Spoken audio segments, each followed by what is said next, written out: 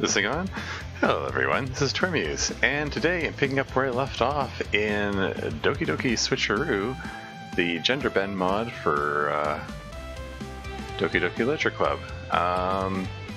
Yeah, without further ado, let's just get right back into it. We last left our heroes. I was doing the Yuri route, so let's stick with that and go with all the big words. Disaster. Extreme? Pleasure? Let's go with extreme. Yeah. Variance. Infallible? Existence? Disoriented. Frightening. Unrequited. I mean, in vanilla DDLC, unrequited is a Sayori word, so, landscape? Incidentally, I'm pretty sure landscape... Oh, hey! Yeah, and Roach is here, yay! And Serena is here again. Welcome back. Yeah, I was going to comment about landscape. Appears to be a joke about because another one of Yuri's words is portrait because of Portrait of Markov. So landscape versus portrait. You know, like when you're taking a picture, that is landscape mode or portrait mode. Anyway, it's a little pun, the dance of that I'll throw in there. And Marcy Malta is here. Welcome. Intellectual. Entropy. Inferno. And that Inferno, it's doubly a Yuri word this time around for reasons which will become clear later. Oops, is that a spoiler? Nurse ready to answer any questions you may have. Okay, cool. And Just Cal's here, welcome. Graveyard? Yeah. Vibrant? Analysis. Melancholy? Yeah, I think that'd be one. Uncontrollable. Arousal? Arousal? There you go. Incongruent. Electricity. And eternity. Hey, 20 for 20. Perfect Yuri poem. Okay, another day passes and it's time for the club meeting already. I've gotten a little more comfortable here over the past couple of days. Enter the club room drowsily. Natsuko and Matteo aren't here yet, but Yuri is busy reading his book. Satori is sitting at a desk across the room with his face resting in his hand. He's probably as exhausted as I am. I quietly slip into the seat next to him. Yo, Satori. Don't you yo Satori me. Oh, somebody's grumpy today. Gee, I wonder why that is. I smile a little to myself. Yesterday after school, Satori came over to hang out and we ended up playing video games all night. What time did we stop playing? Fell asleep around 4. Console was still on when we woke up. We didn't stop playing. Simply passed out. You know, I only agreed to come over if you promised to turn the games off at a reasonable hour, but you didn't. Now we both look like zombies. Hope you're happy. Well, I am, and you should be too. We may be tired, but at least we had fun. Besides, all we need is a little snack to boost our energy. I'm starving. Me too. Do you have any money? No. Do you? No. You look over at Yuri and gives Satori a playful nudge. This is where the in the original game normally Sayori tries to trick MC into paying for her snack, but it's playing out a little differently this time. Let's see how this goes. Hey Satori, let's ambush Yuri and rob him. What? You hold him down, I'll take his wallet. Are you insane? I can hear everything you two are saying. In any case, assaulting me would be pointless. I haven't got any money either. Besides, you should only buy we can responsibly afford. And frankly, after you two pulled that irresponsible little stunt last night, your suffering is fair enough retribution. Jeez, dude. Did I just... I didn't mean that. I got too absorbed in my book. What the hell is he reading? How to be a serial killer in 10 easy steps? No worries, Yuri. I like when you speak your mind. Doesn't happen often, but it's a fun side of you. Thanks, Satori. Suddenly, Natsuko walks in. Appears to be in a chipper mood as he greets us all before making his way to a desk in the back of the room. Put my nose to the air and sniff. There's that sweet scent again. Satori notices my demeanor change. You smell something? I continue to sniff the air excitedly. Satori sits up. What is it, girl? What do you smell? Sniff it out! My eyes become locked on Natsuko, who is cheerfully pulling a notebook and pencil out of his bag. The scent intensifies when he unzips his bag. I look at Satori confidently. Our stomachs rumble deeply. All logic gives in to desperate hunger. We both get up and swiftly make our way towards Natsuko. Hey guys, how's it go? He trails off. Satori takes a seat on one side of him and I take a seat on the other side. Our unblinking gazes are locked on Natsuko's confused face. He fidgets nervously. What are you guys staring at? You smell like cupcakes again. Natsuko becomes increasingly nervous. He looks at Satori for mercy. We're starving, Nat. Where are they? Natsuko looks back at me, visibly sweating. Come on, dude. We're languishing here. In sheer panic, Natsuko finally peers at Yuri. Yuri? It would be best for you to relinquish the sweets, unless you wish for them to feast on you instead. He doesn't even take his eyes off his book. That's awesome. Something tells me that even if our intentions were aggressive, Yuri would continue nonchalantly reading. What, your intentions aren't aggressive? I don't know. Satori and I lean in closer, trapping Natsuko even more. Nat! He does! Finally, Natsuko stomps his foot in defeat. You two are bullies, you know that? Fine, here, you pair of ravenous wolves. He's gonna share him anyway. Natsuko reaches into his bag and pulls out a tin. He tosses it on the desk behind him. The top pops off from the force, revealing a variety of beautifully decorated fancy cookies. Without thinking, Satori and I are on it instantly. I can only imagine the grimacing looks on Yuri's and Natsuko's faces. The noises we make as we devour the cookies are probably horrific from their perspective. In seconds flat, we both retreat, leaving behind only a few broken cookies at the bottom of the tin. Oh, come on, guys. Leave them some for Yuri and Mateo. Oh well. Mercy, I'm here at the pub again? Oh, cool. Well, hug your puppy for me. Okay, moving on. Yeah, you practically ate them all. You savages. Here, you forgot to eat the tin. Natsuko tosses the tin across the room in our direction. Here he gives an amused chuckle. Satisfied, Satori and I trot away to safely. There's the trotting again. The original DDLC is full of trotting for some reason. Anyway, that sugar boost was just what we needed.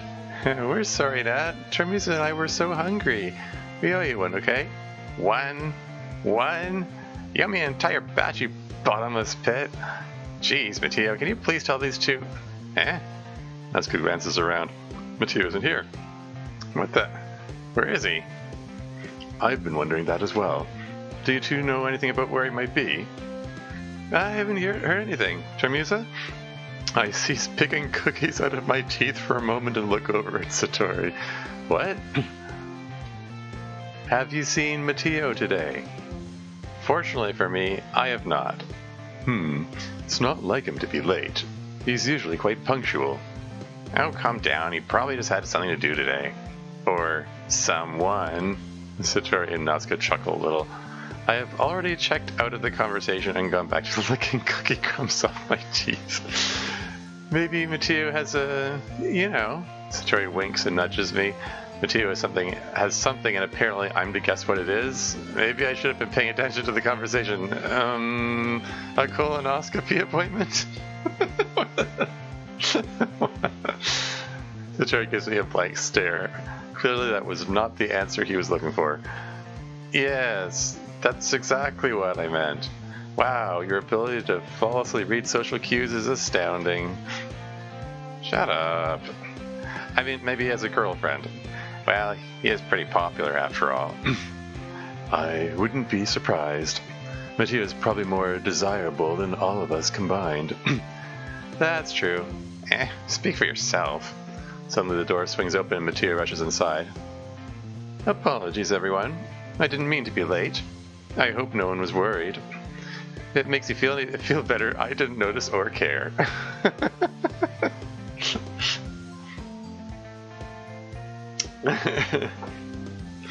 I like the sort of playful, gentle ripping that goes on in this mod. It makes it makes the characters feel a little more real than in original game, I guess. It's fun. Anyway, moving on. He looks at me from the corner of his eye. Tormusa, back again, I see. You won't be getting rid of me that easily. I'm impressed by your determination. Let's see if you can keep it up. Why are you late today? Girlfriend problems? Mattia looks to Satori with a very bewildered expression. Girlfriend? I don't have... Mattia trails the sentence before scoffing and looking away. Guess he's single. Wonder why that could be. Puppy's biting my hand? Well, hopefully that's a playful bite and not more serious. Be sure to push your puppy away if he bites too hard, because that's the only way they learn. Seriously, when puppies have, you have got a litter of puppies, usually they're going to be 3 or 4 of them at a time. They'll play with each other, and if one plays too roughly, then they get shunned. So and then they learn not to play too roughly, because they don't want to get shunned. They want to play. So yeah. Anyway, just that's my little puppy advice for today. Okay, moving on. No, that's not the reason I was late. So why were you late? Hey, this is a new pose here. I don't think I've seen in the first episode. I don't think Mateo had this pose before. Anyway, moving on. So why were you late? Mateo darts his eyes over to me. I thought you didn't care. Oh, I didn't. But talking about it seems to bother you. So now I'm all ears. I expect him to snap, or at the very least ignore me completely, but to my surprise he gives me a little smirk. Well, not that it matters, but my last period today was study hall. To be honest, I just kind of lost track of time. How did you not hear the bell? There's the angry glare I was expecting, but for some reason he reserves it for Natsuko's question. You must know I didn't hear it because I was practicing guitar. Ooh, that's different. Shunishment, yeah. Is it lagging? I don't know. Seems to look okay on my end. This is the reason I basically don't stream anything besides visual novels like this, because my computer setup kind of sucks and lags a lot, so makes it unplayable for other games. I did get a new graphics card recently, so I might try streaming something else at some point. I once played Terraria, and it wasn't too bad. It chugged a little bit. Maybe it'll be playable now. I don't know. That's something for the future. Anyway, moving on. Everyone in the room looks a bit surprised by this information. Guitar? I wasn't aware you played music as well, Matteo. Yeah, but guitar? That's weird. No, it's not. What's weird about guitar?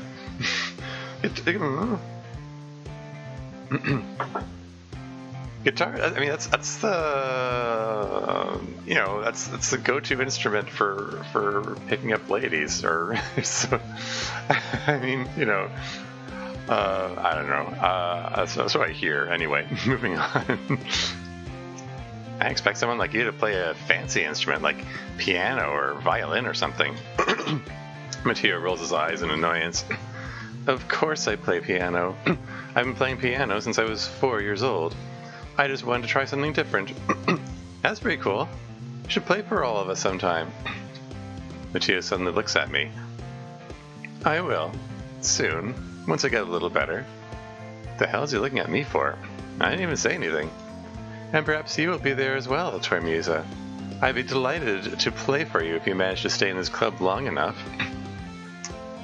Serena asks, what is my most popular video? I'm actually not sure. I don't know. I'd have to go look. I don't know if well, if the audience will tolerate me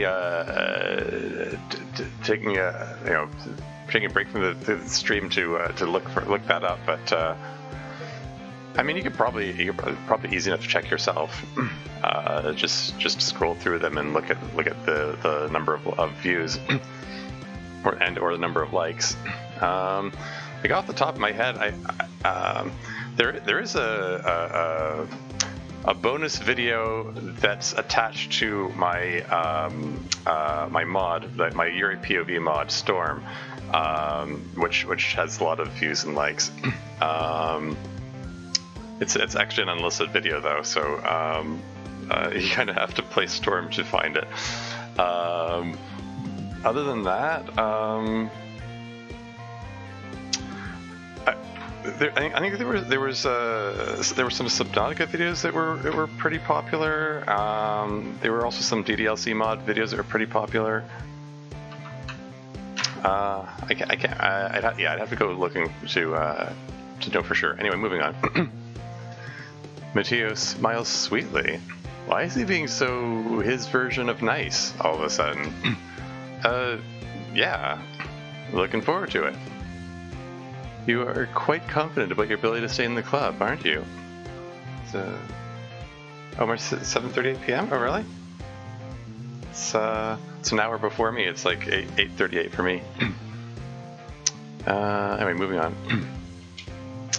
I like that. In that case, I can't wait to show you what I can do. He smiles at me again. There's something oddly suggestive about that smile. It makes me feel a little... I'm excited to see that, Matteo. Good luck to you. Thanks. So, did I miss anything? Satori and I both snap our heads towards Natsuko, expecting him to tattle on us for inhaling his tin of cookies. He eyeballs us for a moment, but in the end remains silent. Oh, that doesn't sound great. And they say they weren't aggressive. It's sounding like they're bullying him into silence there. Oh well. I turn back to Matteo. Nope, everything's been normal. I'm sure Natsuko will bring it up to him eventually. I look around. Everyone has already begun to settle in. Yuri's back to his book, and Natsuko wanders back into the closet.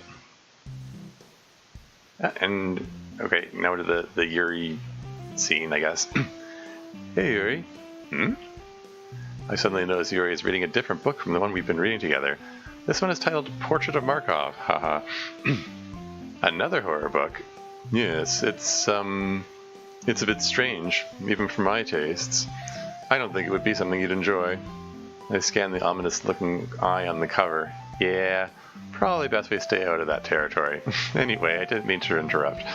It's fine. I was kind of waiting for you. Well, if that's the case, why don't we get started? Yes, let's. Actually, I have a request. Do you mind if I make some tea first? Again with the tea. Not at all. Thanks very much. There's one thing that can make my reading time here any better. It's a nice cup of tea. Not to mention for yourself as well. Yuri stands up and walks to the closet. I follow and watch as he retrieves a pitcher from the shelf, the kind with the filter inside. Could you hold this for a second? Yuri hands me the pitcher and fetches an electric kettle. I'm going to plug this in at the teacher's desk, and then we'll go get some water. He walks past me and sets the kettle on the teacher's desk. I simply watch his movements. His broad shoulders and long torso make Yuri appear elegant yet masculine and methodical. Okay, now we can get the water. Would you care to join me? Yeah, why not? Excellent, let's go then. Where are you off to? Yuri's making tea, so we're going to get some water. I see. This water, is it uncharacteristically heavy? No. Will you be retrieving it in a large bucket, perhaps? Of course not. Then tell me, why does this task require both of you? Seems like one person can handle it, don't you think? Well, I figured. Yuri suddenly gives me an unbelievably fake-sounding laugh. Matteo, please. You're the president of the club, not our mother. We don't need your permission. He finishes another condescending chuckle. My mouth gapes. Did Yuri just out-snob Matteo? That was awesome. Bite my lip to try and hide my smile. Well, I suppose you've got a point. I'm glad we can agree. Let's go, Tormusa. Yuri exits the room. I follow, mesmerized.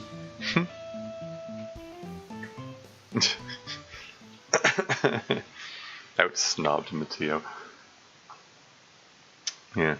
Once in the hallway, Yuri freezes, then buries his face in his hands and groans. I spoke without thinking. How could I say something like that? Like what? You didn't say anything wrong. It's not what I said, it's how I said it. You must think I'm nothing but a stuck-up snob. I promise I'm not like that. I'm so sorry, Tarmisa. Hey, Matteo's lucky a big guy like you didn't pick him up and toss him through the wall. I mean, sure, I wasn't expecting your reaction, but really, just put him in his place. Matteo should mind his own business. I mean, yeah, kind of. Matteo and Monica, too. The obvious reason they're going out together is because they want to, spend time together and talk to each other. It's like, it's not... It's not that mysterious. Anyway, moving on. Being club president doesn't mean he can run other people's lives, and he's always such a snob to everyone else. It was cool to see him get a taste of his own medicine. Tarmisa, why do you insist on being so kind and understanding, even when I'm the one who's wrong? And hey, here's some vanilla DDLC music. Well, the bad things you think you do are child's play compared to some of the crap I've done. It's not like you got confrontational or anything. You did make me angry, though. Yeah, so? Got a little emotional. I can't hate you for reacting to Matteo being a jerk. What kind of friend would I be if I judged you for that? Friend, you say? That's right. As your friend, I'll stick up for you. Even if you get a little sassy with our club president. Tarmisa, I really like being friends with you. Likewise. Anyway... Right, let's go. Yuri and I walk to the nearest water fountain. Once we fill up the water pitcher, we return to the classroom.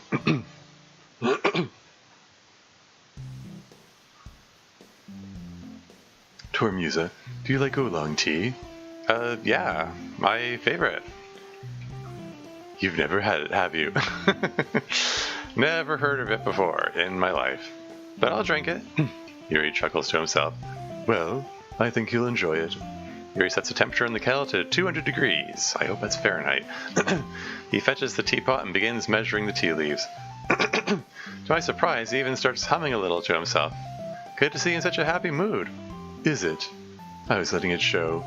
And you noticed.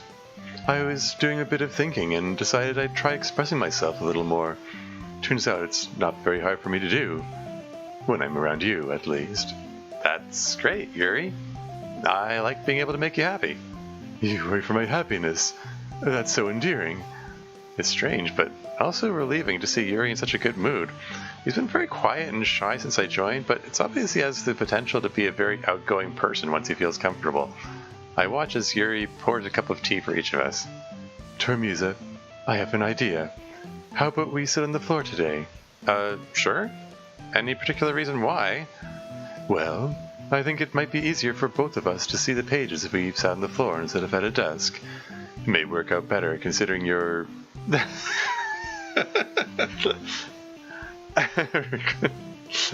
you really want to bring that up again, Yuri? My figure, right? I was going to say your posture? What's wrong with my posture? Well... It's just you seem to slump over, or to the side a bit when you read. Not that it's your fault or anything. I guess it's just my figure. You know, the thing I just said. You can say it too, Yuri. It's not that kind of F word. Yuri blushes even more as he struggles to hide a smirk of amusement. As if taking tremendous effort, he finally faces me again. All right. I think sitting on the ground with your back against the wall will help straighten your reading posture, which could use that kind of support, considering your figure. Trying to imply that Femc is, shall we say, well endowed here? Anyway, moving on. I smile in triumph. Thank you, Yuri. I appreciate your concern over my comfort. He relaxes even more. I'm glad. I take the book out of my bag and hand it to Yuri. We then take our seats against the wall. Once again, I find Yuri's impressive build impedes my ability to see the book properly. I just can't see anything over that mighty fine upper body of his. I still can't see a thing. Well, let's try this. Yuri scoots a little closer and rests his hand on the ground behind me. Oh, that's smooth. This was one step away from putting his arm around her shoulders. Anyway, I find myself now practically pressed against his tapered torso, but at least I can see the book way better than I could at the desk. This position isn't particularly a bad thing for me either. There we go. You should be able to see now. Is this okay with you? Yeah, this is fine. I suddenly light up as a sweet scent fills my nostrils. This time it's not coming from Natsuko. It's coming from Yuri. Specifically his pocket. He must have caught me sniffing the air because he smiles devilishly. That nose of yours truly is impressive. I know you like sweets, so Yuri pulls out a bag of chocolates from his pocket. I brought these. I think they will complement the tea as well. Yeah, it's neat. I mean, in addition to switching switching it so that Yuri produces the chocolate instead of MC, it actually flows well with the the scene of the previous day when it was like Yuri took notice of MC getting interested in the donuts and goes, aha, I know how to win her over. So that's kind of neat. Yeah, and it also would not have made sense if MC produced the chocolates after, descending on Natsuko the way she did earlier. Anyway, moving on. Part of me wants to attack the bag of chocolates, but a bigger part of me doesn't really want Yuri to see me turn into a ravenous beast again. Well, not yet anyway. Okay. I put on a timid smile. Thank you, Yuri. I think I'll wait a little while on that, though. You understand, right? He did witness me consume half a tin of cookies after all. Surely he'll realize even I need at least 20 minutes between snacks. Yuri thinks for moments, then nods. I understand completely. In that case, he suddenly gives the book to me. You hold the book today. Alright. Confused, I take the book, and Yuri then hands me my teacup while I flip to the correct chapter. I awkwardly take it and set it next to me while I struggle to keep the right page open. I suddenly realize that in this position I need to take extra special care not to accidentally slump to my left lest I end up in his lap. To my left. Okay, so he's on the left side. In the vanilla DDLC, you're sitting on the right side, I think. Anyway, moving on. I'm hoping that sitting against the wall will help me. It'll help with that Hoping that sitting against the wall will help with that and that. My something leaning is really due to my chest and not to my laziness. Alright, the fact that the word that appeared twice so quickly made me go like, okay, I guess it's grammatically correct. It just, my brain did a double take. Moving on. I also hope that me holding the book doesn't make it too awkward for Yuri to read now. I immediately begin reading. The story is getting more interesting, and I'm slowly becoming invested in the characters. It doesn't take me long to become immersed once again. This must be what it's like for Yuri all the time. Having the world around him fade away as he becomes engrossed in the story. After a few minutes, I feel him relax a bit too. My concentration is suddenly broken when I hear the crinkling sound of the chocolate bag. Sorry. No worries, it's your chocolate. Still, I'll try not to interrupt too much. You're fine. I continue reading. I thought he was on the left side. I watch Yuri pop a chocolate in his mouth from my peripherals. I feel myself starting to lean and quickly correct my posture. It's hard to concentrate when my arm is practically resting on Yuri's thigh. I can hear him go for another chocolate. I keep my eyes on the book and I can see him holding the candy up in the corner of my vision. Yeah, that's neat. What's he doing? Without taking my eyes off the book, Yuri, yeah. Nice artwork, incidentally. If I take my eyes off the book, I part my lips slightly, preparing to ask him what he wants. Suddenly, Yuri places the chocolate in my mouth. I clamp my lips over it automatically. My concentration breaks. Ack! What the? Did you just... I look over at Yuri, desperate to confirm what just happened. Yuri! Yuri's face turns bright red. I'm sorry. I guess I must have misinterpreted why you didn't want to touch the chocolate.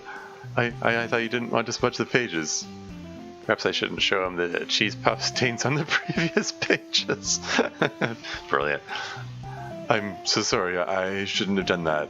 Oh, well, I definitely wasn't expecting you to. Chocolate is melted on my tongue at this point. Oh my god, this is delicious. What is this, hazelnut cream?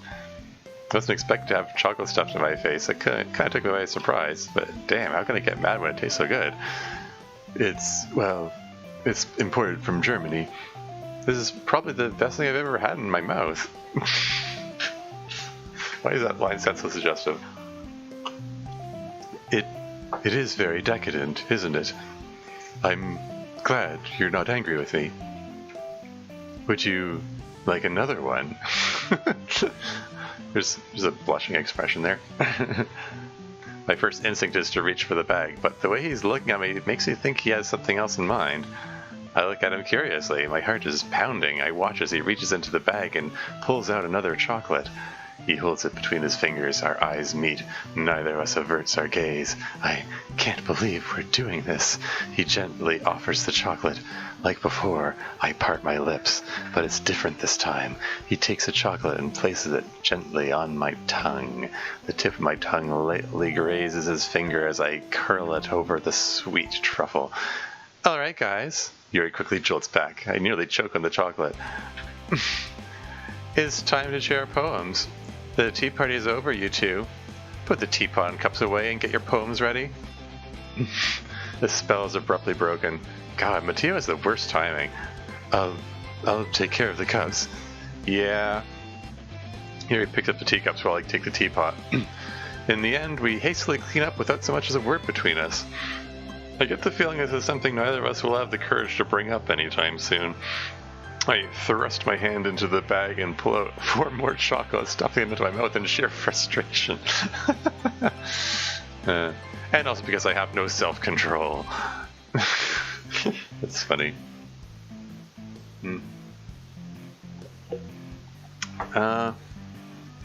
Guess I'll save it. I'm just going to go through them in order again. Satori. Ooh, I like this one-term music. It has some nice feelings in it. That's good to hear. Is it better than yesterday's? I don't know. I forgot what yesterday's was about. Oh, that's super helpful.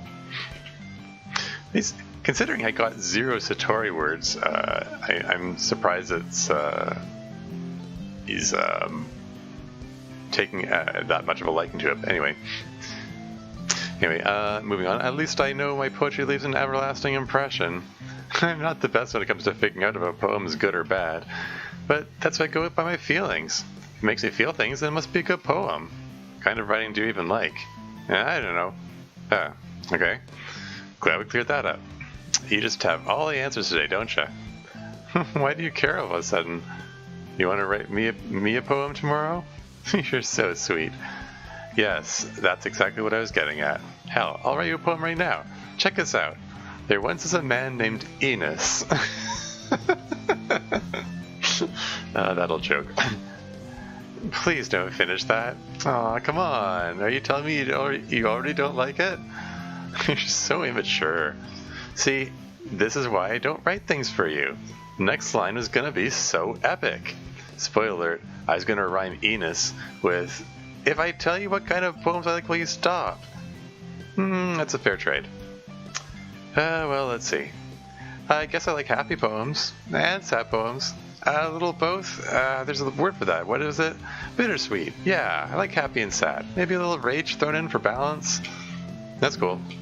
Though I can't really see you liking anything sad. Don't get me wrong, I prefer happy poems, but every so often it's alright to feel sad. It's almost cathartic. Yeah, there you go. That's where it's at. Let's go for the catharsis. Good old emotional release. Sometimes it's good to cry. Anyway, moving on. I think it's important to be in touch with all of your feelings, including the negative ones. Hey, Slender's here. Welcome. Welcome to the stream. Thanks for joining. Moving on. Sorry, touch the fancy, including the negative ones. We need to be balanced, you know? That's true. It's also kind of poetic. You think so? Maybe I should write that down. You can read my poem now, okay? Ooh, here we go. Seen this mob floating around? Yeah, it came out a while ago. I mean, if the post date on Reddit is to be believed is 8 months ago. Yeah, I don't know. I intended to get to this mod sooner. I just, you know, stuff happened, and I kind of it sort of just generally became distant from DDLC mods in general, really. Anyway, here we go. Sad thoughts. I popped my scalp off the top of my head like the lid of a cookie jar. It's time to clean up in there. Oh, Marcy's saying, I can't agree with Satori? Oh, yeah? Did you guys fully release on October 31st, 2021? Oh, Halloween. Huh, Halloween release. How about that? How suitable for a horror game.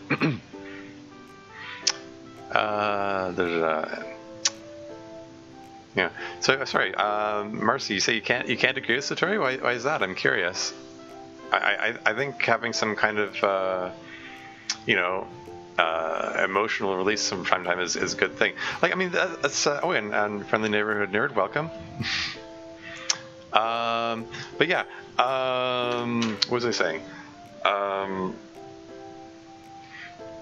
I mean, in general, people consume media because it makes them feel things, really. I mean, like, whether it's a book or a movie or TV show, video game, like anything, people want to consume things that make them feel things, you know? Like, if it doesn't make you feel things, it's not as memorable, it's not gonna, it's, so, yeah, I mean, it's more, I don't know. People remember things that make them feel more.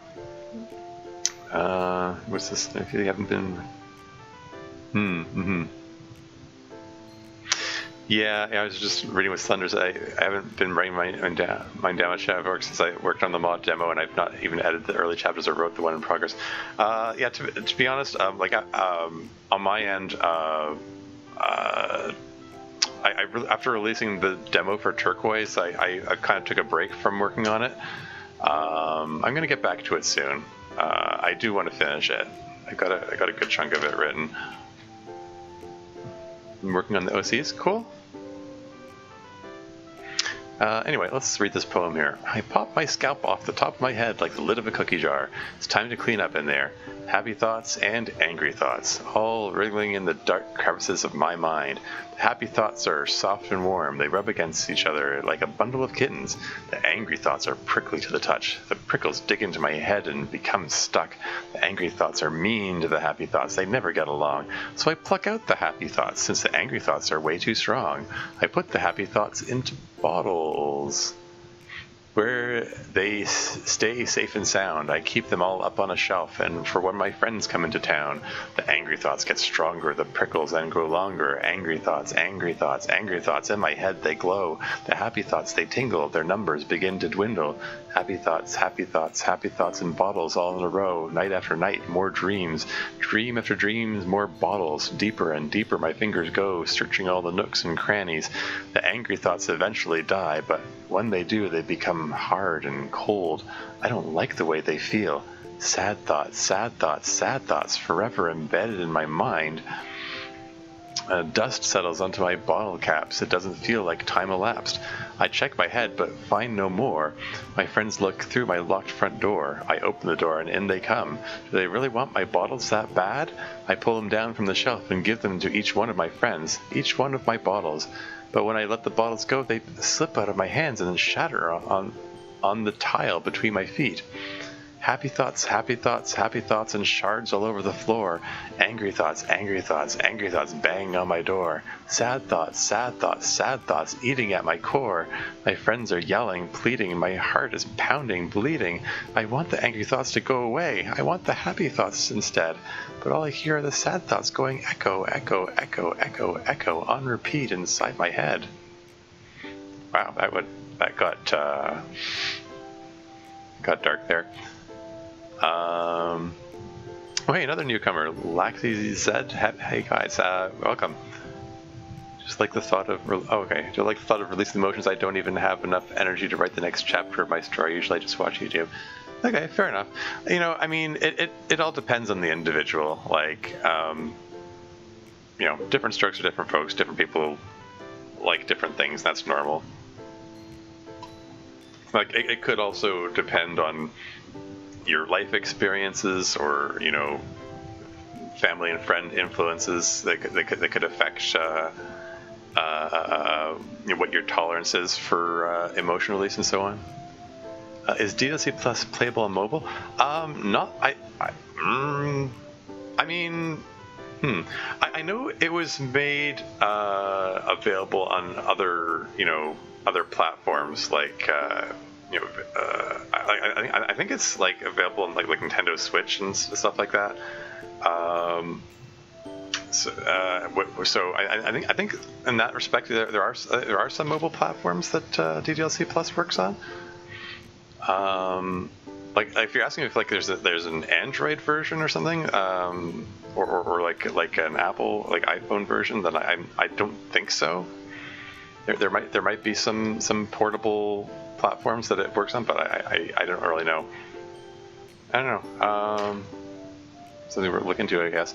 But setting that aside, I was going to comment on the poem. Obviously, very different from Bottles, the one that Sari normally has at this point. There's a lot more emphasis on angry thoughts here, and also there was that comment that Satori made about maybe a bit of rage for balance. There have been a number of references to Satori being angry, which is sort of foreshadowing that his issue, which is going to be coming up. Maybe I shouldn't be saying that. Maybe that's a spoiler. I already read the originals, like a draft, so I know it's coming. But yeah, foreshadowing. Anyway, moving on.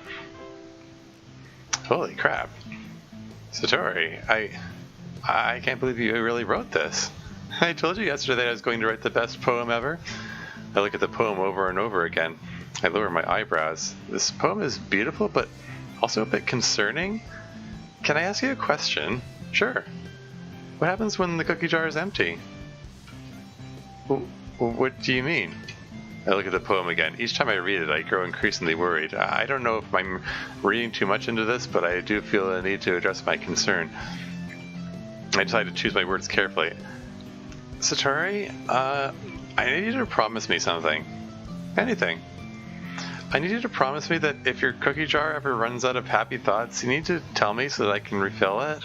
Aw, that's sweet. That's a sweet little metaphor there.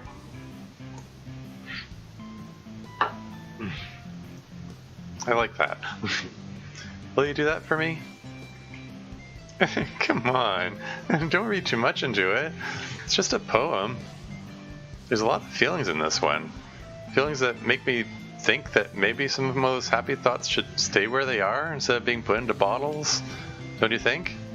Okay, I get it. Gee, sometimes you think you worry about me too much. Well, of course I do. You're a precious cinnamon bun who needs to be protected at all costs. Yeah, there's the meme.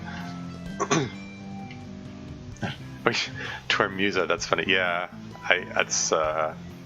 I figured since I was playing a female main character, that seemed appropriate. But anyway, moving on. I take immediate delight in embarrassing him. Hey, I am not. Can't help but giggle a little. Jeez, that's enough. Why do you always have to ruin our moments by saying something dumb or weird? And which is, particularly my room, which took me a whole night in the morning. Oh, okay.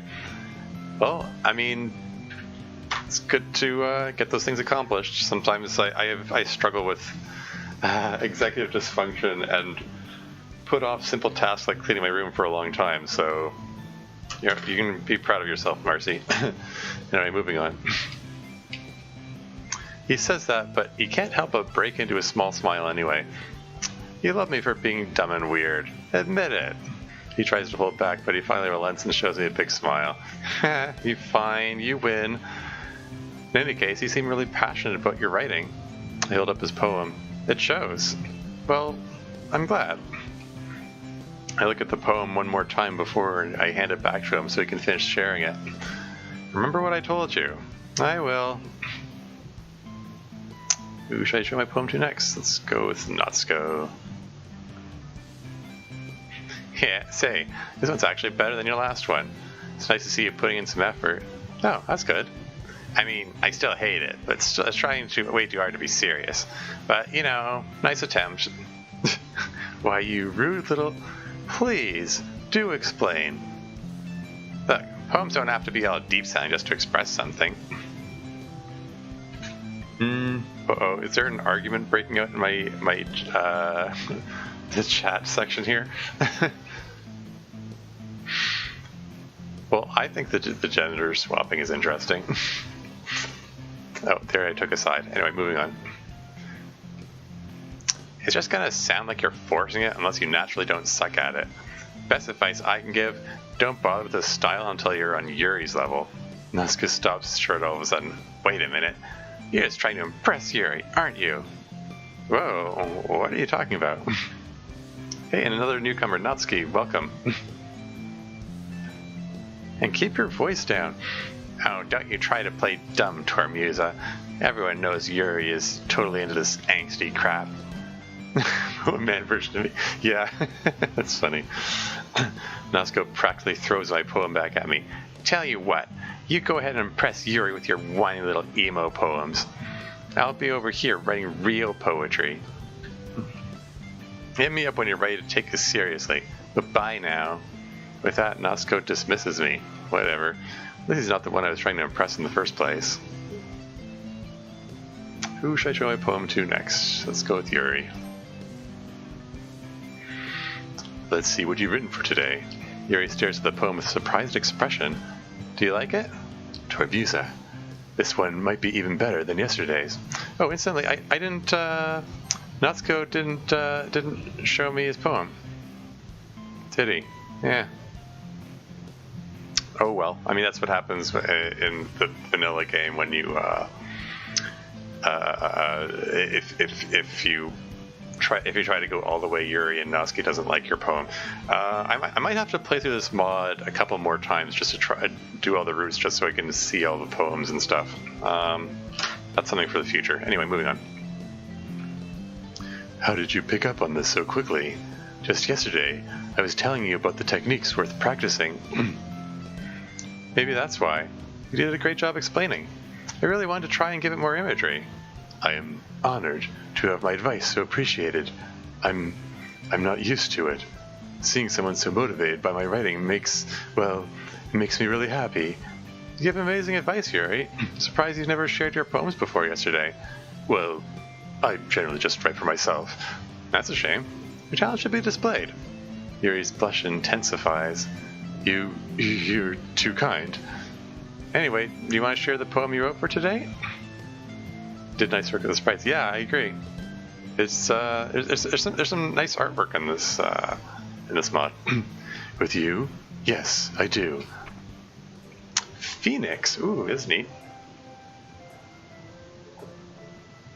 Immortal flame, tearing through the sky, resplendent, aristocratic inferno, spreading her smoldering wings, destruction, fearless, I hold out my arm. I see the beauty, the phoenix perches. It hurts, but I will heal. The phoenix seeks me out. I am her only friend. I embrace her. Her warmth enfolds me, searing, my beast, my desire, my passion. The phoenix can never be tamed. The sun is where she dwells, but when I hold up my arm and call, she comes to me and ignites my soul once more. This is the poem that would have gone in the place of the raccoon.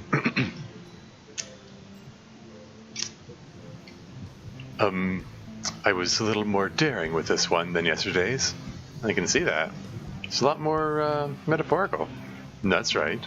It's a bit closer to my preferred writing style, using the poem as a canvas to express vivid imagery and conveying emotions through them.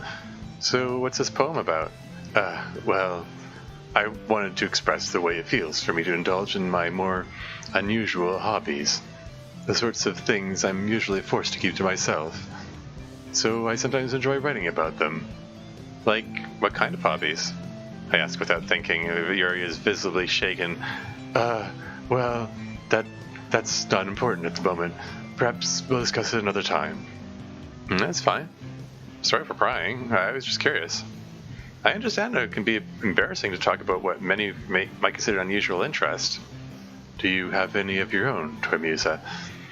Well, yeah, it depends on what the definition of unusual is. What's normal for me might be considered weird for someone else, you know? And that's true. That's why people should respect each other's individuality rather than make fun of them for it, even if it's difficult. After all, if I hadn't learned to embrace my own weirdness, I'd probably hate myself. Sorry, I'm just ranting a bit now, but I'm glad you're a good listener.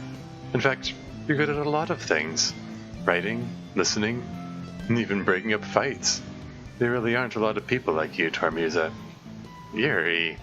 Sorry, it's just how I feel. I never thought I would feel so comfortable sharing my writing, but now I look forward to it. It's a nice feeling, and I thank you for that. Yuri smiles at me sincerely. Aw. And Matteo. Hi again, Toymusa. How's the writing going? It's going fine. Good. You're applying yourself. That's what matters. I'm trying. Let's see if trying is paying off. Show me what you wrote for today. Sure, here you go. I hand Matteo my poem. This one's not bad. It's like yesterday's, only the imagery is better.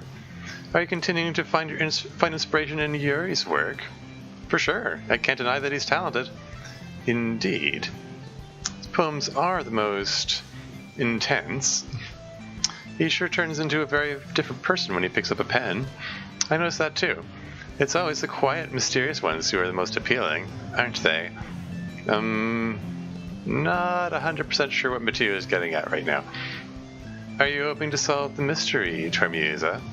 Perhaps if you write the way into his heart, he'll let you into his dark little world. That was a little suggestive.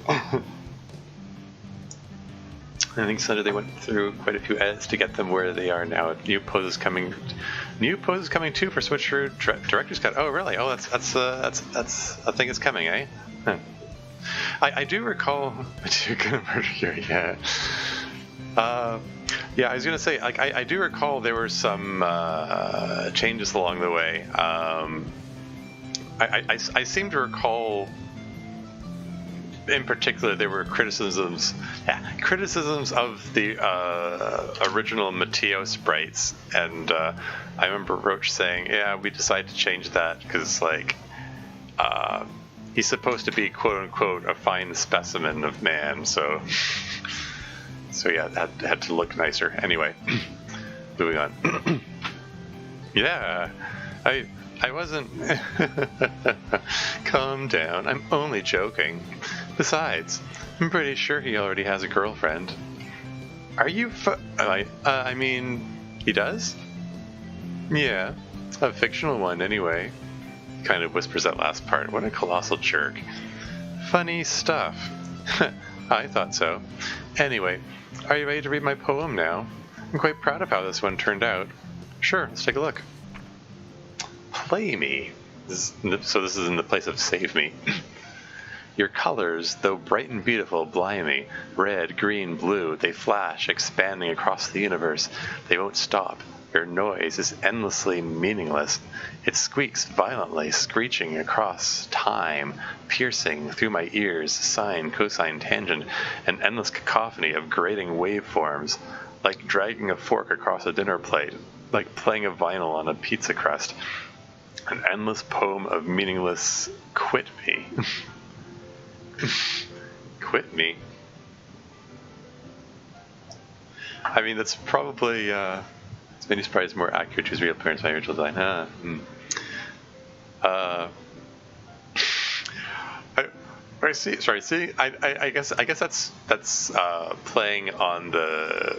I mean, the original poem is, save me and load me, and this is like play me and quit me. All I can think of is that line from Brokeback Mountain, I wish I could quit you, which makes it sound kind of gay. Not that there's anything wrong with that.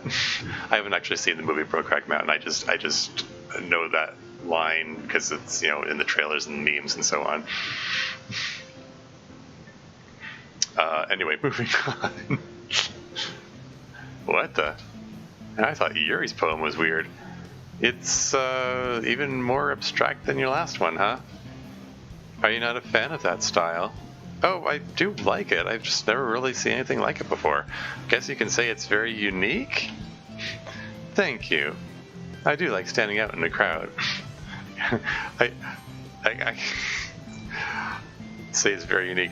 All I can think of is that line from that Star Trek: The Next Generation episode from Time's Arrow Part 2. Well, that was truly unique. And the person interprets that as a compliment when he was like... Anyway, moving on. I do like standing out in a crowd. It's no different when it comes to my writing. Is this one also about your epiphany? Well, sometimes asking what a poem is about isn't the right question. A poem can be as abstract as a physical expression of a feeling, or a conversation with the reader. So putting it that way, it's not every poem is about something, isn't interpretation up to the reader? Anyway, here's Matteo's writing tip of the day. Sometimes you'll find yourself facing a difficult decision. When that happens, don't forget to save your game. What? You never know when you might change your mind, or when something unexpected may happen. Wait, is this tip even about writing? Oh, what am I even talking about? I glance around nervously. Who the hell is he even talking to? That's my advice for today. Thanks for listening. What was that line there at the end? Oh, that last line got deleted. Okay, you have to rewind the video and tell me what it said. Pro tip on YouTube: if you tap the left arrow key, it backs up 5 seconds, and then you push the right key to go forward 5 seconds. Anyway, I need to go use the washroom, so I'm going to be right back, and let's see if I can do this right. Ta-da! I made up this image using the cheapies from this mod. Anyway, I'll be right back.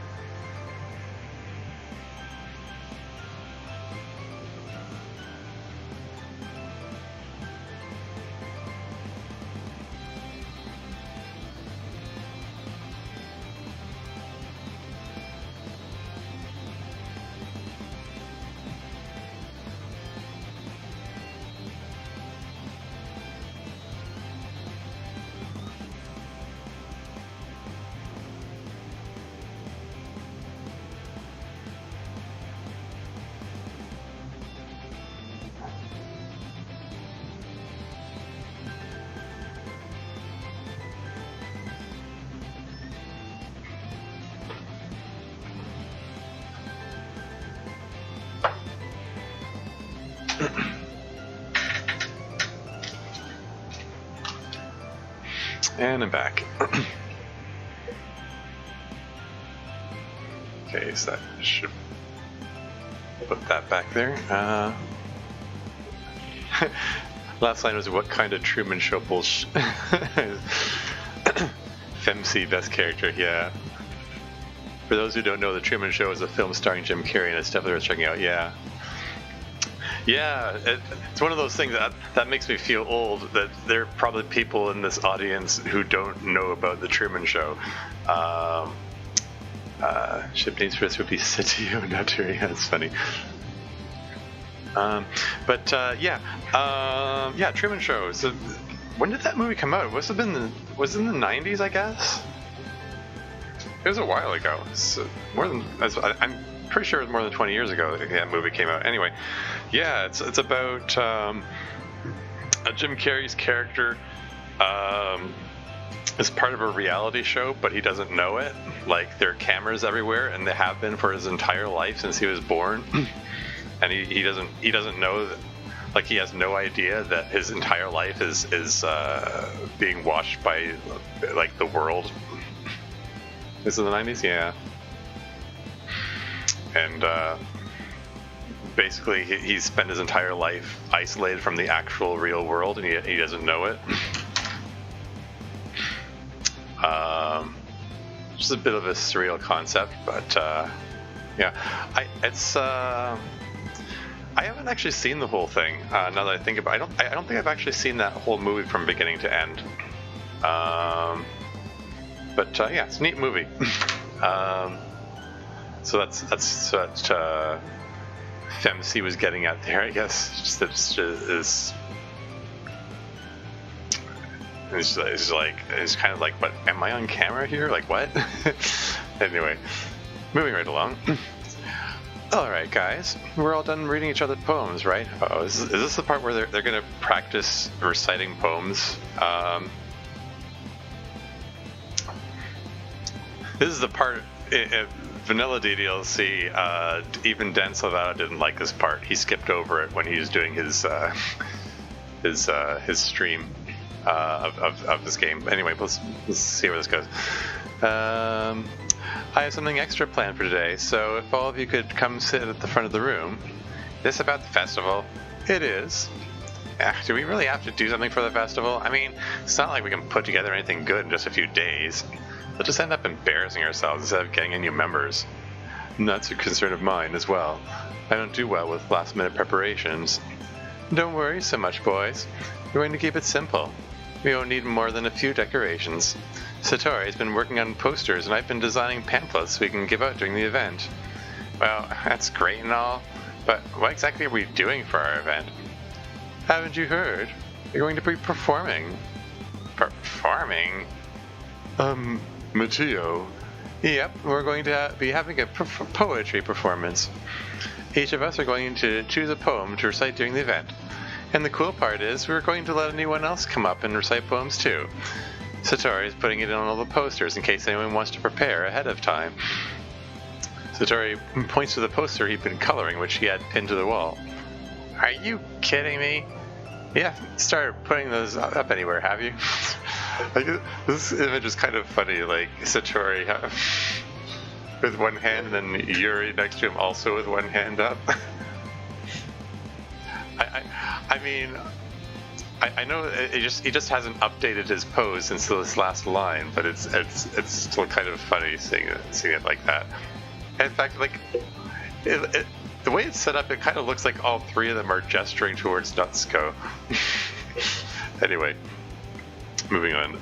You guys start putting those up anywhere, have you? Actually, I have. You have a problem with that? Jeez, you should have talked to us about this first.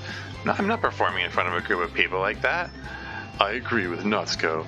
You should have consulted us before making a decision like that. Just kidding.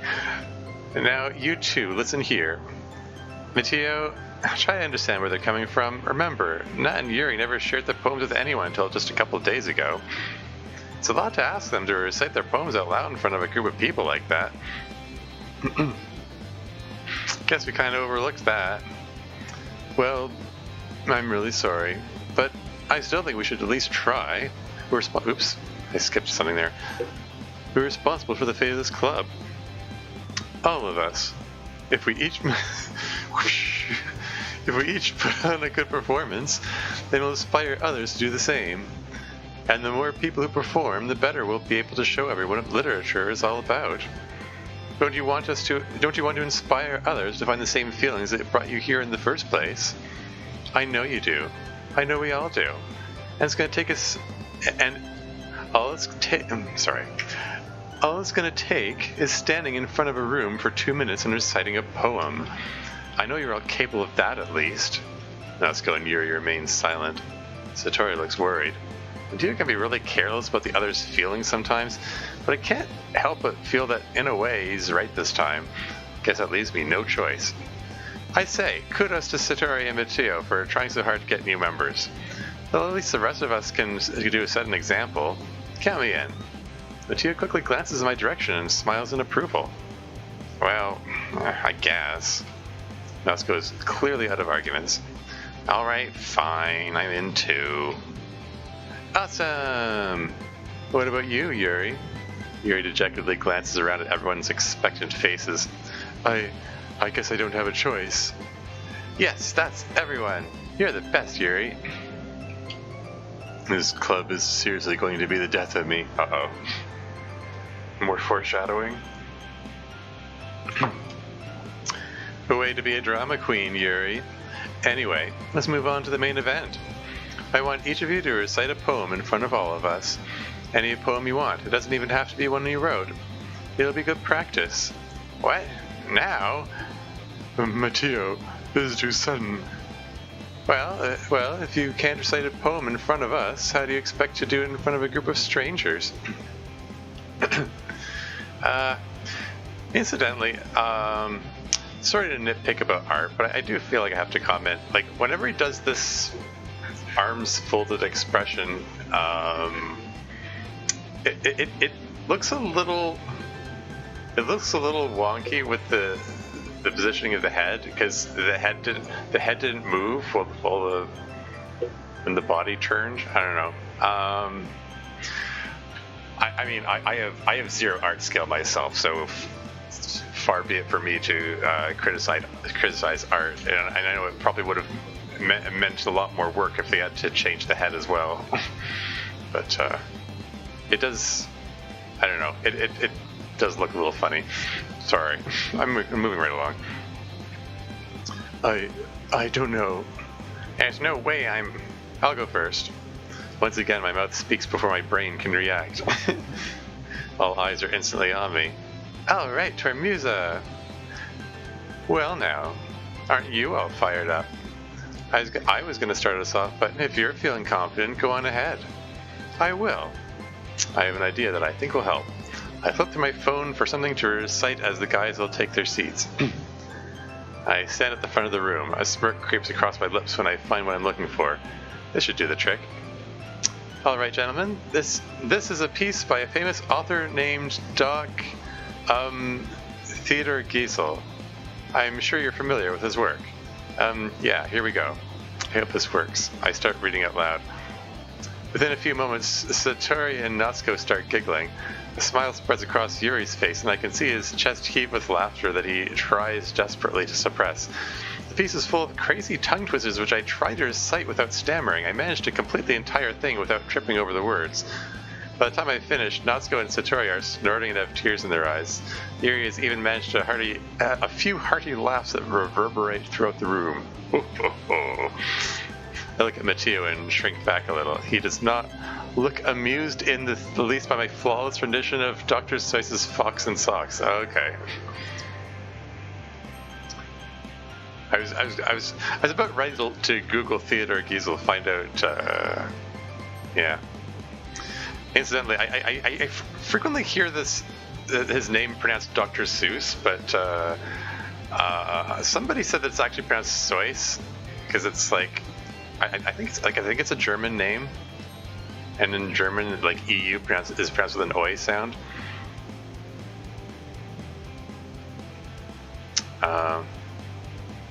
Anyway, moving on. Fox in Socks. Termusa, I thought you were going to take us seriously. Hey, lay off her, Mateo. Don't you see what she just did? Huh? Termusa has clearly performed something lighthearted and amusing in an attempt to take the tension out of the room. And now, here he stands up, I'm ready to perform my poem. I call going next. Oh, okay then. In that case, great job, Termusa. Damn right, great job. Thanks, Mateo. Just trying to help. Seems I continue to underestimate you. You keep surprising me. Mateo smiles at me proudly. Meanwhile, Yuri steps to the front of the room. This poem is called Crimson Dancer. Fuck, so it's not easy to read out loud. Is that a challenge? Should I try to read it out?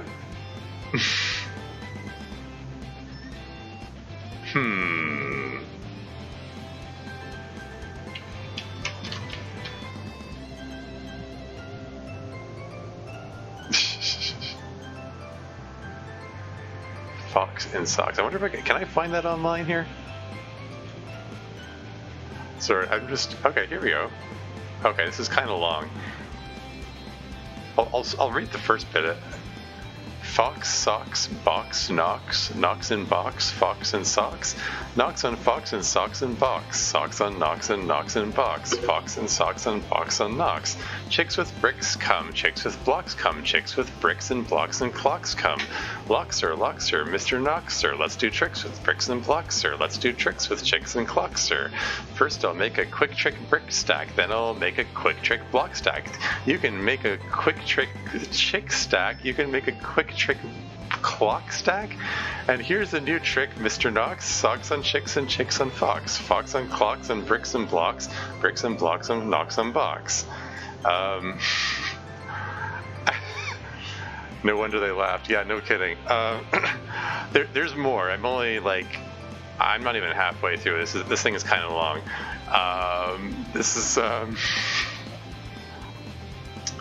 Hey, if I get enough requests for it, maybe I'll do the rest of it. Subscribe to my Patreon. I'll put it on listed video there where I do the whole thing. There we go. Incentive. Anyway, moving right along. This poem is called Crimson Dancer. Yuri's voice is deep and commanding as he begins to recite his poem. The poem is full of twists and turns in its structure that he enunciates with perfect timing. He finishes, and everyone is stunned. I'm the first to start applauding. Everyone soon follows, giving Yuri the recognition he deserved. Yuri smiles and bows his head in appreciation before returning to his seat. My turn. Natsuko slips out of his seat and scurries to the front of the room. My poem's called Backflip. Natsuko takes a deep breath. Once he starts, he seems to grow even more enthused. The poem has a rhythm and rhyme to it, and it's Natsuko's trademark style, and it actually sounds pretty good when performed out loud. Words feel like they bounce up and down, giving life to the poem. He finishes, and everyone applauds. Thank you, thank you. If you like this one, you'll love what I choose for the real performance. Well, I guess I'll... Me next. Mateo remains in his seat. He appears a bit irritated. That's funny. It's funny, in the original that Monica goes first, and now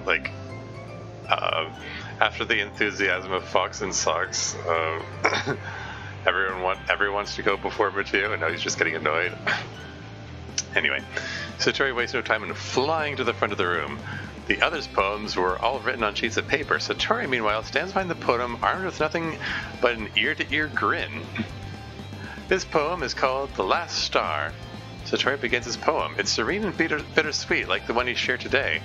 I listen carefully to the words, and thankfully it's not as concerning as the other one, but definitely makes me see Satori in a whole new light. He finishes, and we applaud once again. That's actually an interesting choice, having Satori recite his poem from memory there. Anyway, moving on. He finishes and we applaud once again. Thanks, Termusa. Very nice, Satori.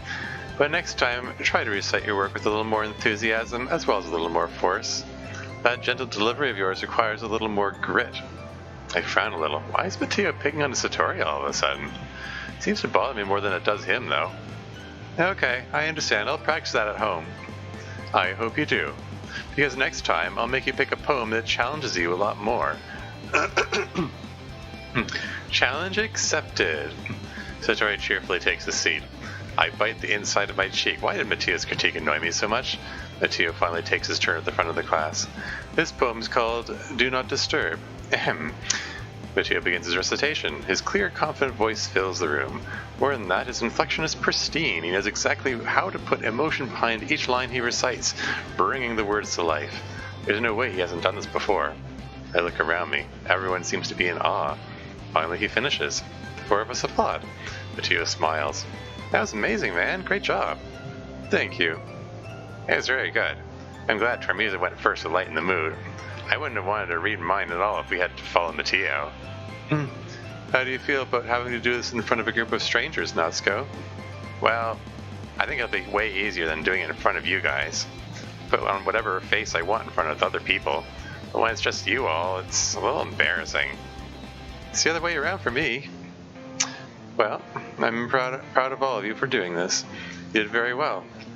It might be hard, but now that you have an idea of what it's like, you'll do fine. Make sure to pick a poem and get in enough practice before the festival. Satori and I will be making pamphlets, so let me know ahead of time what you'll be reciting. And Termisa? Don't worry, I'll pick a real poem for the festival. What? Fox and Socks is totally a real poem. Like, obviously.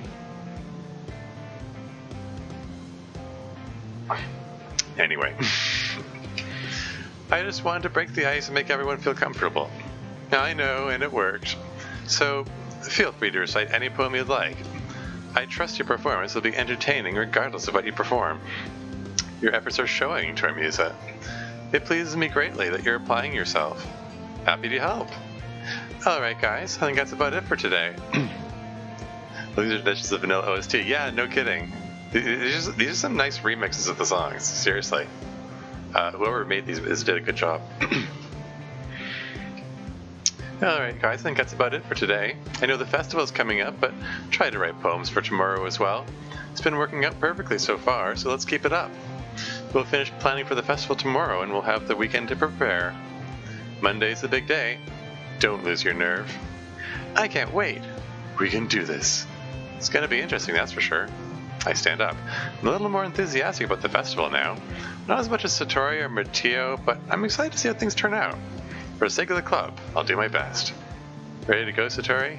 Yep. Look at you two, always going home together like that. Fox, socks, box. Yeah, pretty much. Look at you two, always going home together like that. Kind of adorable, isn't it?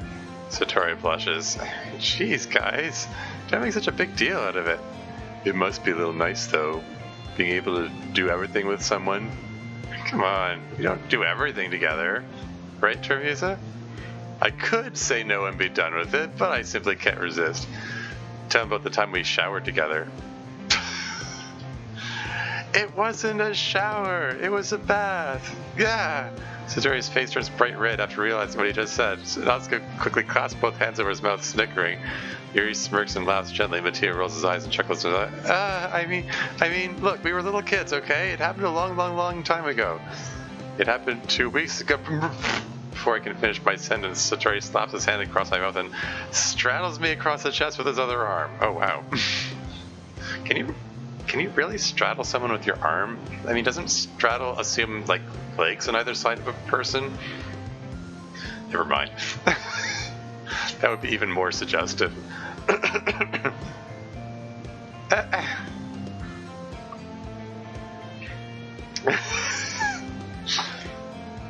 mean, being able to do everything with someone is already a suggestive line, but if MC decided to take it to another level. Anyway, moving right along. Well, look at the time. We gotta go. See you guys tomorrow. Bye. I offer a muffled bye and wave to the guys as Satori drags me out of the room. I walk home with Satori once more. Hey, there's a little cat in a box emoji. That's cute. Moving on. Even though it's only been a few days, a lot has already changed. Again, not seeing his mod sooner. It's a good mod. It's cool. A lot of work went into this. You know, it's pretty well done mod. Moving right along. But today, Satori is being a little quieter than usual on the way home. Hey, Satori, you all right? Oh yeah. Sorry, I was spacing out. Oh, good. Thought for a second you were mad at me, but for the thing that I said before we left. Well, thanks for telling him that, by the way. You trying to ruin your chances with one of them? Oh, they know I was joking. Better hope they do. Anyway, that's not what I was thinking about. I was actually thinking about something from earlier. So, let's just say that one day Yuri asked to walk home with you. Well, we're just putting this dialogue, especially because it's got a level of uniqueness to it. Yeah. Level of uniqueness, that's a way of, that's a good way of putting it. Anyway, moving on. What would you do? What? Where'd that come from all of a sudden? I'm just curious. Time to save. I'm going with the Yuri, because we're going all the way Yuri route. And I'll probably do another run of this going all the way with Natsuko route, and another one with going with Satori. Might as well. But let's go with Yuri. Well, I can go with Yuri, huh? Why does the mere thought of that make my heart pound? I mean, he seems to have trouble socializing, and I'd feel awful turning him down, so he's pretty charming, isn't he? Well, that too. Good to know you find him as dreamy as I do. Jeez, you know that's not what I mean. Why even speculate about something that's never going to happen? Eh? What do you mean? Wasn't that our goal from day one? You pick your favorite member and I help you win him over? Remember? Well, yeah. And stop worrying. I'll get him to start walking you home. It'll only be a matter of time until... Until what? You know. Until you won't need me anymore. Need you? Satori? That wasn't part of the plan. You're just trying to hook me up with one of your friends. They're not meant to be a replacement for you. No one could possibly take your place. Yeah, if you say so. We split off at our junction. I watch him leave and I'm left feeling awkward and concerned. Why does it feel like Satori is starting to regret helping me? Ooh. Yeah. Yeah, I wonder how I'm going to check out part one. Exactly. It's yeah. I did a stream before this one where the argument happened, so you can see it there. Anyway, yeah. Why does it feel like Satori is starting to regret helping me? Ooh, the plot thickens. I hope it doesn't occupy his mind too much. I'd hate for him to make himself sad over it. The festival's only a few days away. Who knows what will happen in that time?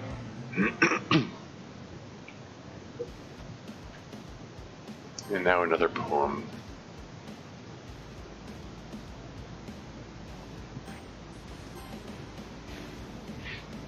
Yeah, like a song. Anyway, yeah, still going full Yuri, so despise, vertigo, uncontrollable, destiny, vivacious, incongruent, question, lust, infallible, philosophy, anxiety, insatiable, frightening, melancholy, contamination, determination, vibrant, tenacious, landscape, entropy,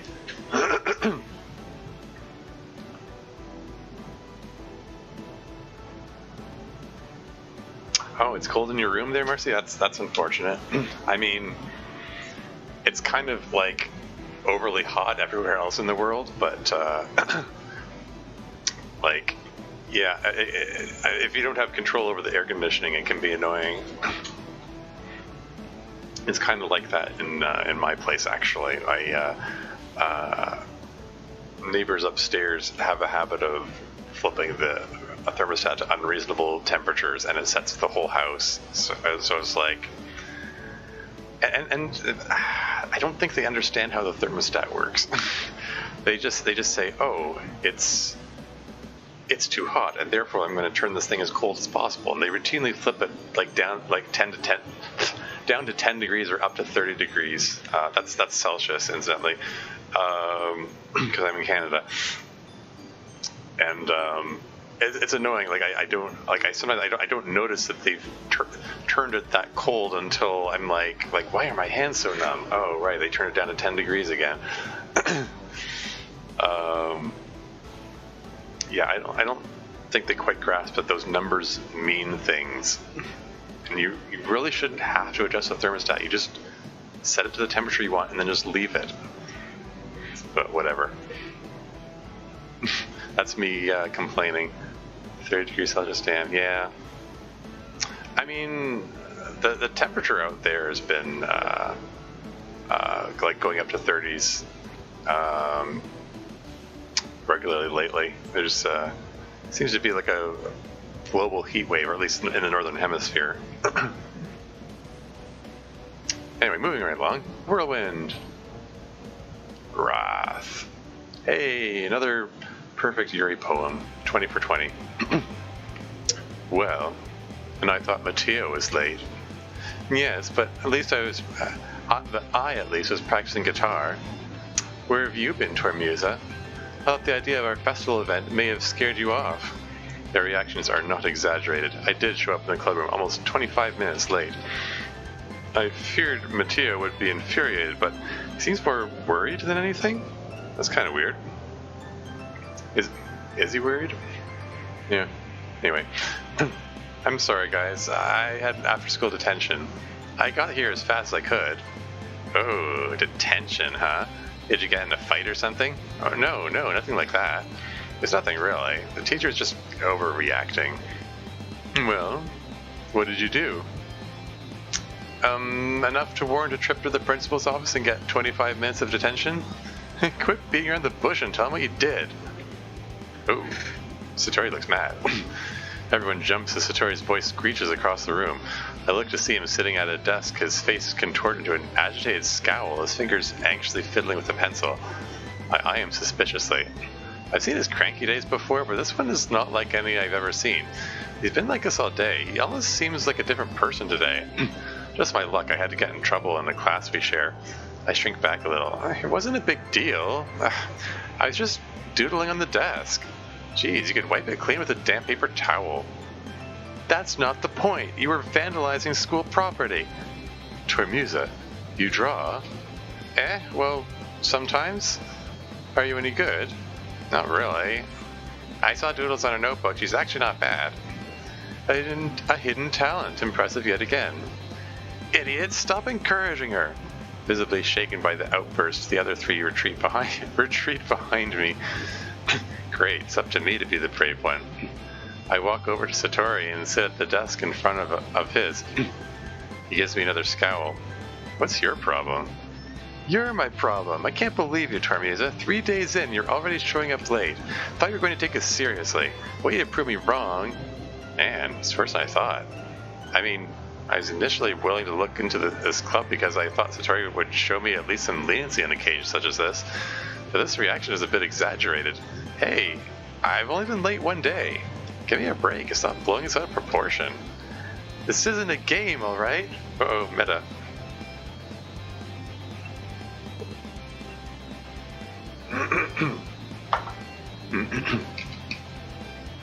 Don't think you can get away with this crap just because we've known each other for a long time. If you're not going to put in some effort to show up on time, then don't bother showing up at all.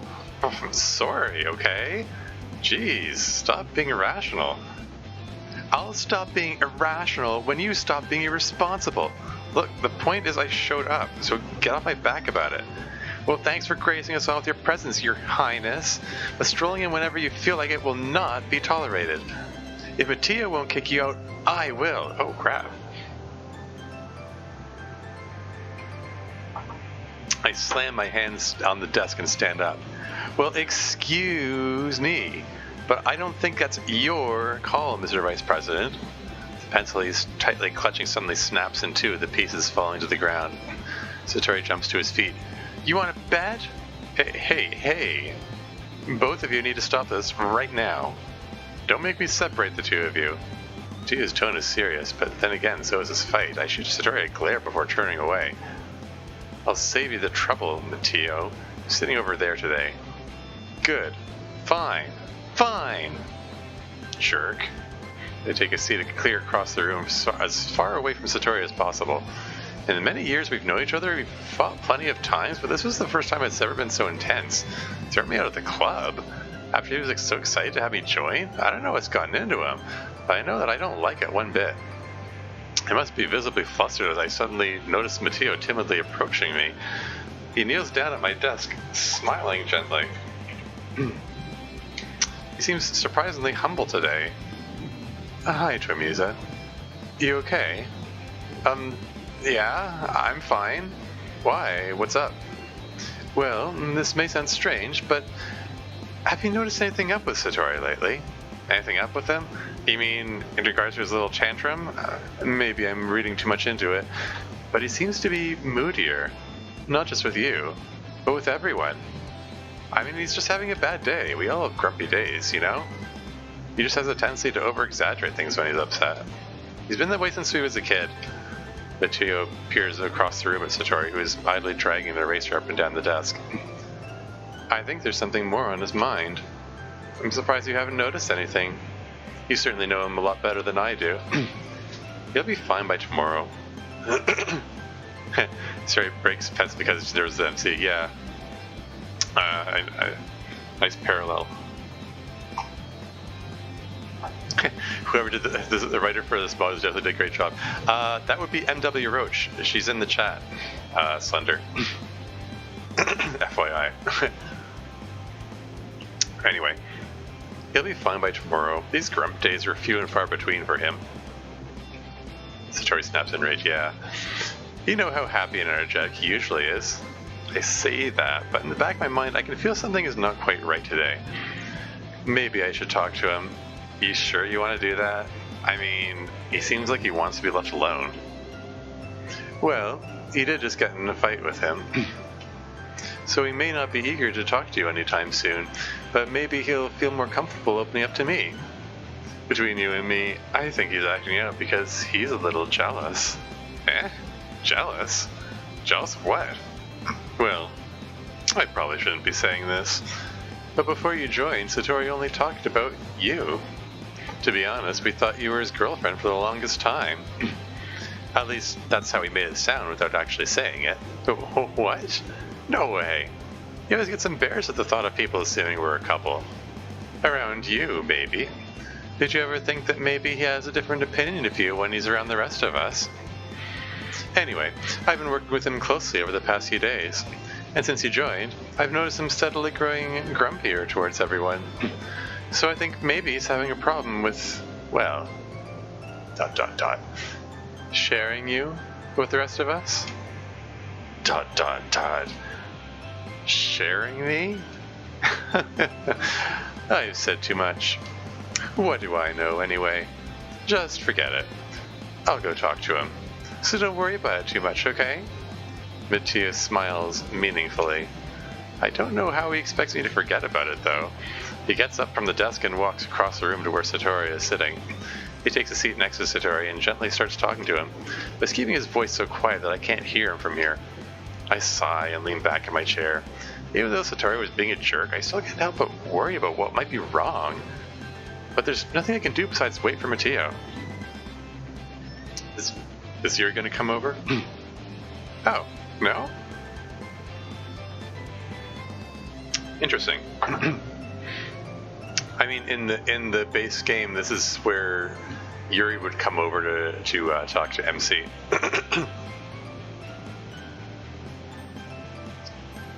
Oh well, anyway. Alright guys, after some time passes, Mateo addresses the club room. Why don't we share our poems now?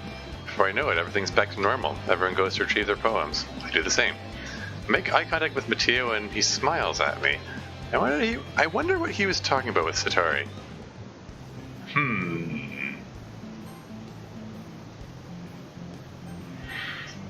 But yeah, you can sort of see this mod is setting up the notion that Satori is prone to bursts of anger rather than depression. Anyway, moving right along. Let's go with Satori. This might be an uncomfortable meeting here. It's nice, I guess. Come on, dude. I can already tell you don't like it. Well, who cares what I think? All that should matter is what Yuri thinks. Hey, this book wasn't written for anyone. It was inspired by Yuri, sure, but it wasn't, for him. Whatever. Doesn't matter. This is what we both wanted, right? As long as you're happy. You are, aren't you? In this club? I mean, of course I am. Then that's all that matters to me. Satori, are you alright? Huh? Oh, right. I'm sorry about yelling at you earlier. I'm just a little moody today. Don't worry about me, though. I'll be fine. Are you sure you're okay? Yeah, I'm sure. I don't think I got much sleep last night. I'm a little tired, too. Well, alright. But please tell me if you needed anything or you want to talk. I'm here for you, buddy. I will. Stop worrying so much. Go hang out with everyone else now, okay? Alright. If you insist. I do. Satori turns and grabs his book bag. Hey, I'm going home early today. What? But just tell Mateo I wasn't feeling well. I'll see you whenever. Satori? Before I can say anything else, Satori turns and walks to the door, mumbling to himself. I watch him go, helplessly clutching my wrinkled poem. Yeah, that's somehow even more awkward and uncomfortable than the original, which is a good thing. It's a way to build up the tension there. You and Natsuko are supposed to talk to MC here in their respective routes. Not sure why it's not happening here. Oh, okay. Hey, maybe I should look at your code. Maybe I can figure it out. I'm enjoying seeing the similarities dips in the rest of the mod. Yeah. Yeah, it's cool. Anyway, okay, let's go with Natsuko. Yeah, no thanks, babe. I think I'd feel more emotion by reading an instruction manual for a toaster. You didn't even be gone, thought. Oh, wow, okay. Natsuko invoking memes now.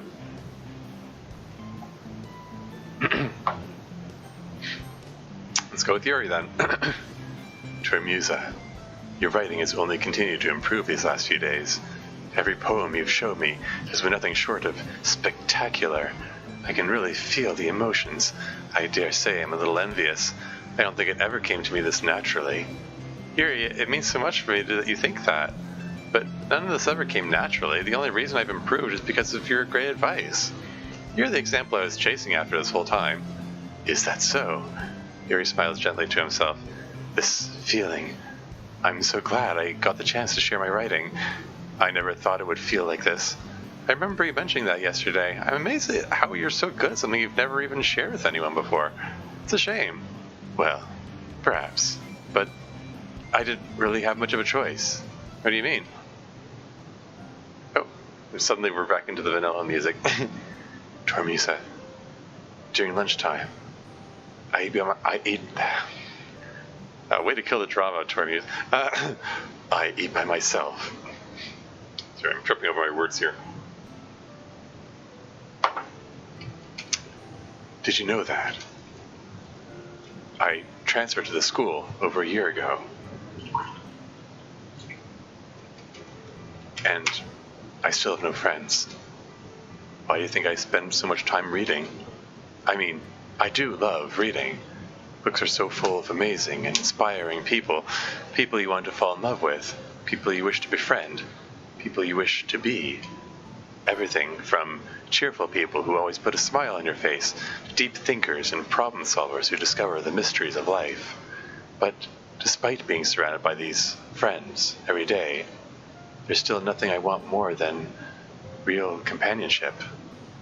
Friends who don't judge me for spending most of my life being educated by private tutors. Oh, hey, neat. Yuri backstory unlocked.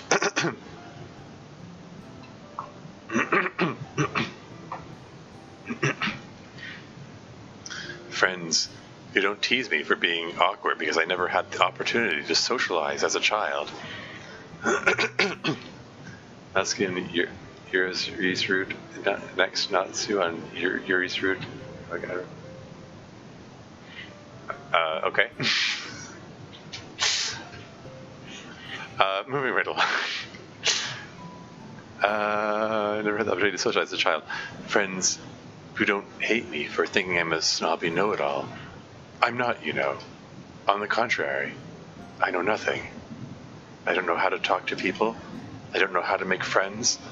I don't even know how to make myself happy. I have so many feelings, and all I can do with them is read and write. But when I started sharing my writing with you, I now understand what I was missing this whole time.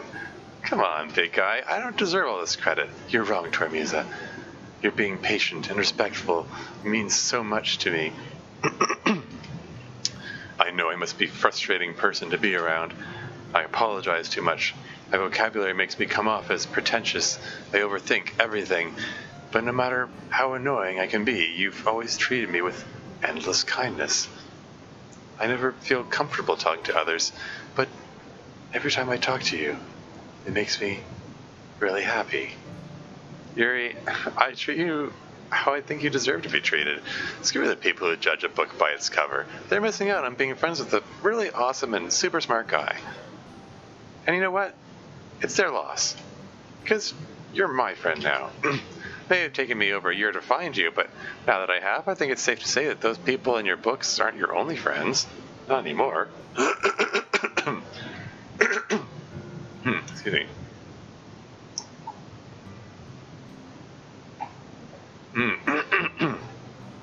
Excuse me.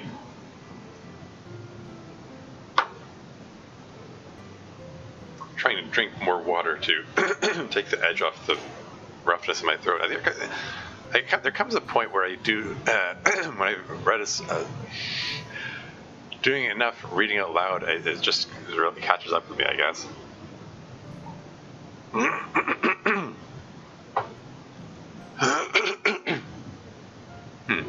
This is how Act 1 has changed, and I'm definitely looking forward to Act 2. Yeah. Yeah, same. Oh, wow, I'm going to have to wrap up this recording soon. Excuse me. Not anymore. When you agree, I would. I'm so glad you feel that way. Yuri beams. I don't think I've ever seen him this happy. You want to show me your poem now? I do. Let me go get it. Thirst Part 2. My mouth is parched, desperate, I must rehydrate. Taking a glass from the cupboard, I open the ice... Yeah, I must also rehydrate.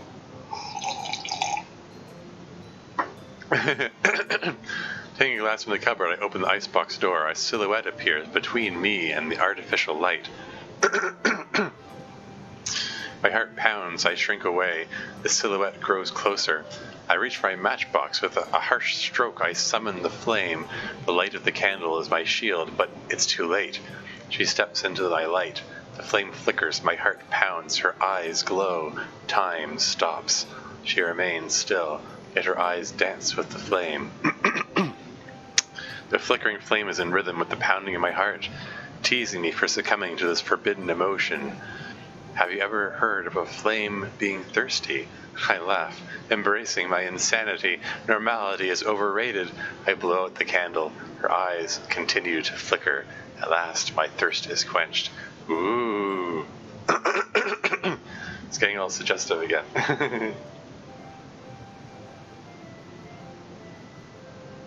Even the poem's changing to shine light on how different the male counterparts of the females. Yeah, that's cool. That's a good thing. I mean, if you're gonna do a gender bend, like it does. I do like how you played on gender roles and like gendered expectations. I like how it still follows follows the original plot, like, but it's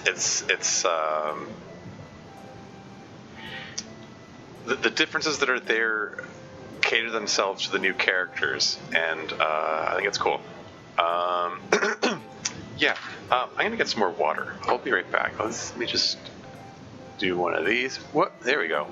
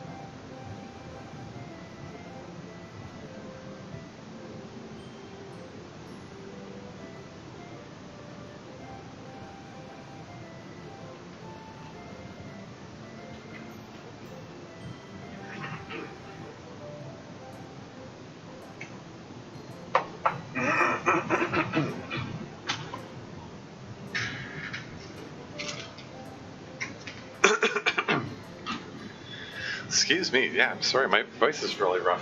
I'm gonna when I get to the end of this in-game day, I'm gonna wrap up the recording. On RP, what does this mean? I mean, RP usually stands for role play. Or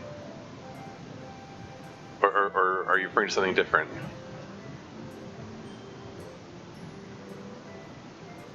Where did you see RP?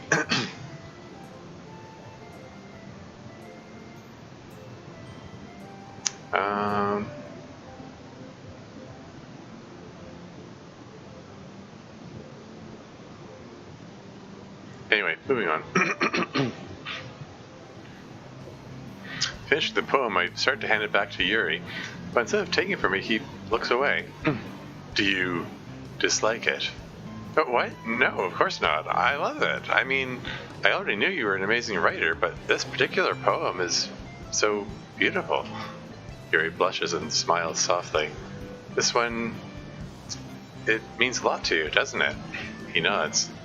I can't tell you how happy I am that you share this with me. It makes me hope we'll get to spend more time together. I try again to hand him the poem, but Yuri takes my hands and pushes it back towards me. It's for you. Kinda had a feeling it was, but hearing him say it makes my heart flutter. I smile and hold the poem close. Thank you so much. It really means a lot to me. You always make me feel so nice. I hope to return the favor sometime. You just did. I think we should move on before Matteo says something, but we can talk later, right? Anytime. With that, I return to my seat to put Yuri's poem into my bag. And Matteo. Hi, Termisa. Have you thought about what you want to submit to perform at the festival? No? What? You're not doing Fox and Socks? Darn it. Anyway, it's not exactly the first thing on my mind right now. Well, really try to think about it and let me know as soon as you decide. Anyway, let's take a look at today's poem. Let Matteo take the poem I'm holding. I guess we know what the first thing on your mind really is. But I suppose you can't spend this much time with Yuri and not pick up any of his writing habits. You must be one hell of a teacher.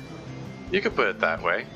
Or you could look at it as, I'm just a really good student. Huh? Nice try, but that's not going to fly with me. I've noticed how much time you spend with him. I think I've heard him speak more these past couple of days than he has in the entire year. Not to mention how happy he's been acting. Something's been putting a smile on his face. Hey, don't get the wrong idea. We've just been reading together.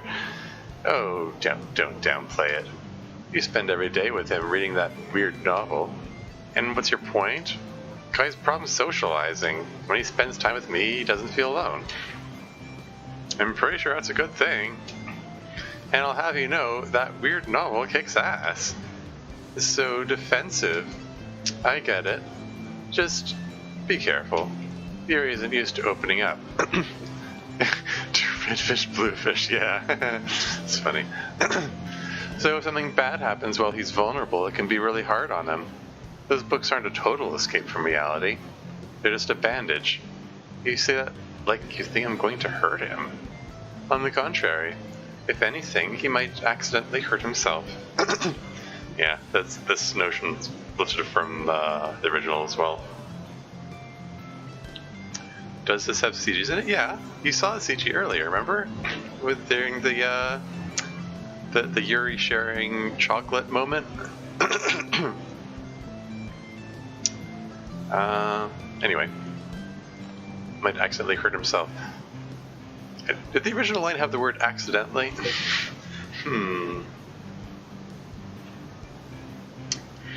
But the comment about Yuri hurting herself or himself. Yeah. Anyway, moving on.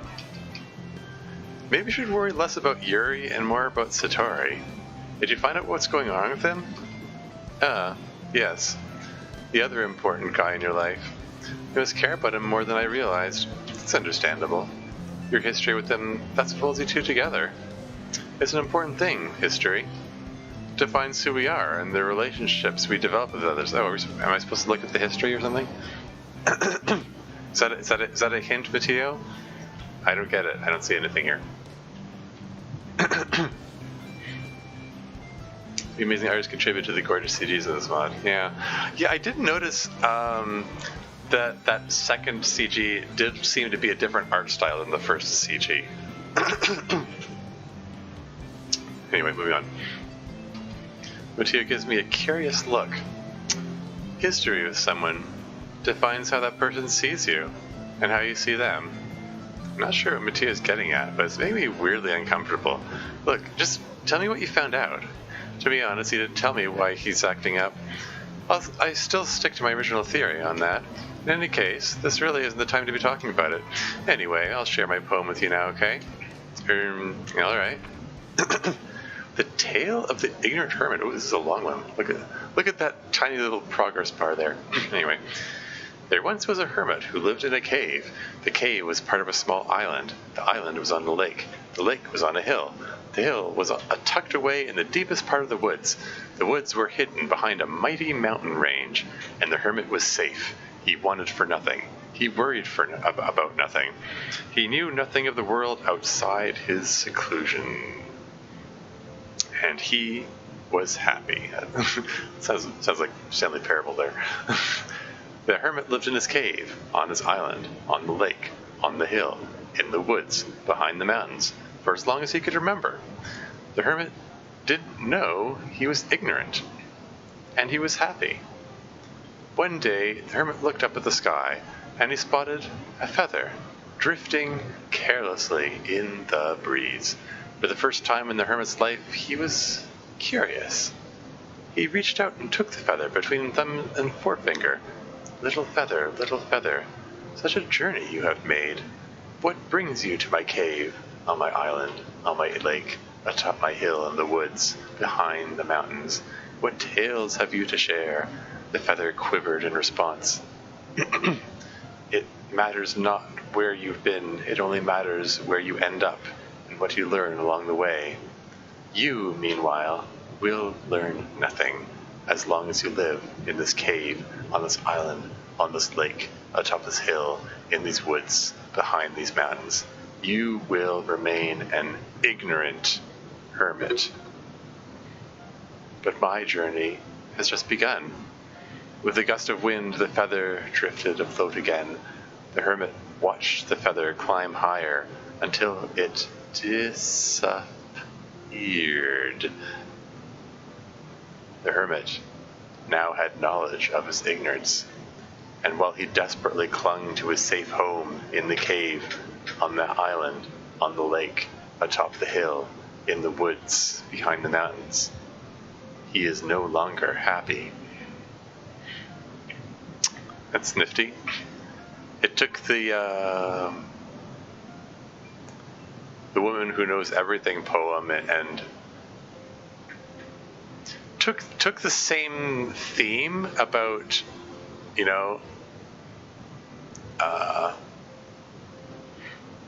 about that whole notion of ignorance being bliss, you know, and becoming unhappy when from learning, you know, more about the world than you might want to, and just taking that whole concept and taking a different direction. Anyway, cool. Let's move on. I look up at Mattia quizzically. Am I allowed to know what this one's about? I guess I can share my thought process behind this one. See, I have nothing against learning and seeking answers. Asking questions and gaining knowledge gives life meaning, after all. But you don't always have control over the kind of knowledge you receive. Sometimes you end up learning something new that you wish you never had. You know? I think I get it. It's like not seeing a new movie yet and having someone spoil it for you by giving away the ending. Exactly. You can't predict when someone is going to reveal something to you that you didn't want to hear, or when someone will force knowledge on you that you never even thought about. But after you learn it, it gets stuck in your head, and you end up overthinking it. It can be annoying at the very least, or it could literally drive you insane. In a way, the curiosity of the human species is almost paradoxical. We're so desperate to learn and explore, but if we did find all the answers, wouldn't life lose its meaning? That's why I wrote this poem. Because sometimes ignorance is bliss. Aha! See? Great minds think alike.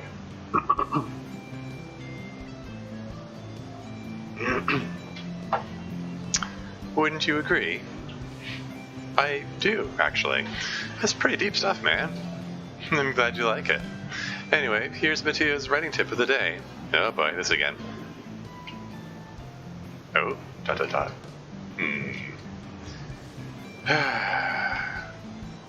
Look, Satori trusts you more than anyone in the world. If he's going to tell anyone what's wrong with him, it's you. So, just give him a couple days to cool off, then try talking to him again. I'm sure he'll be more willing to open up to you at that point. Matteo, that's my advice for today. Thanks for listening. Ooh, neat. There's the fade out instead of the wipe left effect. That makes it so much more ominous. I like it. Anyway, is this shared when Art did Satori's Day 1 and 2 CGs and Yuri's CG? Okay, moving on. Okay, you three. Since we're all done sharing poems... What? It just jumped ahead to the next line. We're all done sharing poems. Let's try to figure out... Hold on a second. What do you mean, you three? Natsuko glances around the room. It appears Satori is missing. Maybe he went off to take a leak. Ooh, music stopped. That's ominous, too. No, I don't think so. He usually announces that sort of thing. I smile a little to myself. When he's around me, Satori looks down my bathroom humor. Yeah. Have you whatsoever foxed Natsuko's Day 1 CG and Yuri's Weekend CG? Ah, cool. I guess Matteo is right about the one thing. Satori is a different person when he hangs out with the boys. Actually, he said he was going home early because he wasn't feeling well. Oh, really? I hope he's alright. Perhaps he should have gone with him to Armusa. Hey, I don't blame her for not wanting to walk home with him. He's kind of been a jerk all day. True, but given their, close relationship, it might have been a good idea to go with him anyway. Look, first of all, stop misunderstanding my relationship with Satori, and secondly, I'm sure what Satori needs right now is some space. He'll be fine by tomorrow. By the weekend at the latest. I think she's right, guys. I talked to him earlier, and he just needs some alone time. There, see? Nothing for you guys to worry about. Was this... Liesdick did the rest of the CGs as well as the menu sprites. Yagami Ten did the in-game sprites. Liesdick added them to their current state. Ah, okay. Yeah, Yaga does good work. She did the she did the pajama sprite for Doki Doki Storm as my own mod. She's, yeah. Anyway, moving on. There, see? Nothing for you guys to worry about. I'll check on them later. Great. Well, now that that's settled, let's move on to finishing the festival preparations. What's everyone going to be doing this weekend? I know what I'm doing. Of course. Natsuko will be preparing the treats for the event. But we'll need a lot of them in various flavors and colors. Can you handle all of that by yourself, Natsuko? Yeah, of course. My mom will be baking them, so... Is she? How nice of her to do that for us. Remember to thank her for me. Yeah. That's a curious exchange. Natsuko doesn't seem altogether pleased about his mother making the cupcakes or whatever. Anyway, moving on. Sure. As for myself, I'll be printing and assembling all the poetry pamphlets. Satori will be helping me design them. And as for Yuri, you can... Yuri looks embarrassed. Can Mattia really not find anything for him to do? Then again, he has been bizarrely out of character since yesterday. It must be distracting him. Out of character? Is that another meta moment there? Well, since Satori isn't here, Pretty Boy clearly needs some backup. I better jump in. Yuri, you can be in charge of decorating and setting the atmosphere. Atmosphere? About that. I love atmosphere. That's always struck me as an odd line. That's Yuri's line from the original too. Anyway, Yuri's expression suddenly changes as he stares at his desk in focus. Your mind is already working, I see. I'm sure you will come up with something interesting, Yuri. Good idea, Termusa. Now that just leaves you. Me? Oh, damn it. I have to help too?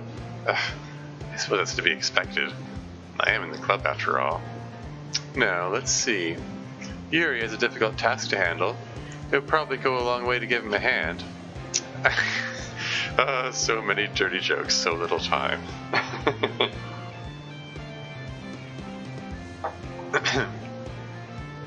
But, sorry, what was the line before? Yeah. Difficult task to handle and give him a hand. Okay. You could always help me out as well. I'd be really appreciative of that. That's, why has Mattia been so interested in spending time with me lately? Is he seriously suggesting I spend the weekend with one of my club members? Everyone's acting so weird today. Well, I suppose I could use some help. Yeah. Well, is there something you want to add, Natsuko? Natsuko looks at me nervously. It's just that, now that I think about it, my mom might be busy this weekend, so, yeah, I might have to do some baking myself. Not that it's a thing I usually do, because I don't, but, maybe Teresa can help me? Let's little backtrack there. If she likes to bake, that is. Natsuko, are you sure you're even suited for the task, since baking is something you claim to never do? Hey, I never said I never do it. It's just not, well, it's not like a hobby of mine or anything, but I know how to do it. And I'll need help with it too. Besides, throwing together a couple of decorations isn't going to be that hard. Excuse me, it'll be very meticulous work. Oh, and baking isn't? Both of you, stop it. Mattia's sudden call to action silences the other two instantly. This is going to be an easy argument to settle. In the end, it's up to Termusa to decide how she wants to contribute. Besides, maybe she wants to help me instead. Yuri and Natsuko scowl at that last sentence, but they remain quiet. Circumcise the script. Oh, that's one way to put it. Yeah. Termusa, you're okay with this, right? In the end, it's up to you. Alright. Fine. So be it. In that case, everyone looks straight at me. Of course, I'm going to go with... I'm going to save it. On principle. So we're sticking with the Yuri route, so I'm going to go with Yuri. I mean, I am a little curious to know what dialogue happens here, but I'm gonna save that for when I'm going through for the, like, Mattia or Satori, well, not the Mattia route, but the Satori route. Whatever, let's go with Yuri. There's no way I'm turning down the chance to spend the weekend with the hottest guy in the club. I mean, I'd probably be the most useful helping out Yuri. Me? Seriously? That's Natsuko. This was her decision. I know. So Tormusa, you'll be... Oops. I clicked too early there. So Tormusa, you'll be helping out Yuri then? Yep, that's what I'm going to do. I'm glad. A lot of the tasks will be quite tedious, so your assistance will be very useful. And your company will be greatly appreciated. That's settled then. Natsuko, are you fine handling the donuts by yourself? I mean, yeah. I'll just have my mom change her plans, that's all. It's not like I want to do a bunch of lame baking anyway. Everyone can tell Natsuko is pouting. Poor little guy. As tempting as it is to stuff my mouth with donuts all day, I can't very well pass up the opportunity to spend the weekend hanging out with Yuri. I mean, I'm only human. So, is that everything we need to go over? Yeah, that should be about it. Are you all feeling excited? Well, excited may not be the right word, but I am looking forward to it. What about you, Tormusa? Well, I'm very excited about the donuts. Also, I'm sure the performances will be interesting too. Probably. Good to see you focusing on the important things. What about you, Natsuko? Natsuko? Natsuko. What? What do you want from me? Want me to do some somersaults and clap like a trained seal? Geez, get off my back. What? No. That's not what I meant at all. Yuri anxiously glances at everyone in the room. I'm sorry for this. I don't know why Tormusa chose me. And also, your donuts are the best I've ever had. They go great with my tea. I know you say your mother makes them, but I think we all know the truth about that. And there's nothing to be ashamed of either. I wish I could make such delicious things. You should be proud. Nothing I do for the event can compare with them. So, I get it. Thanks, Yuri. I know I'm the one being immature, yet you're still trying to cheer me up. I'm sorry I'm not very good at it. Natsuko isn't the only one who's surprised. Mateo and I are also taken aback by Yuri's words. When he already has such trouble trying to explain himself, trying to console someone else must be far outside of his own comfort zone. But I understand. Yuri's trying to sound like Satori. Even if it didn't come out perfect, I could still tell Yuri was trying to say something that he thought Satori would say in a situation like this. Because Satori always helps everyone smile and feel good about themselves. Well, you're better than you think. I appreciate it. I'm sorry for making a big deal out of nothing. But I have to say this. You bet your asses that my donuts are going to be the best part of the whole event. I'm positive they will. Well, with that, there's nothing more for us today. Yeah, Natsuki embraces her baking while Natsuko denies even doing it. Love it, yeah.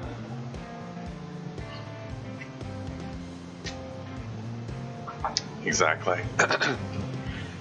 Nothing more for just today, so I guess it's time to head out. Awesome, let's get out of here.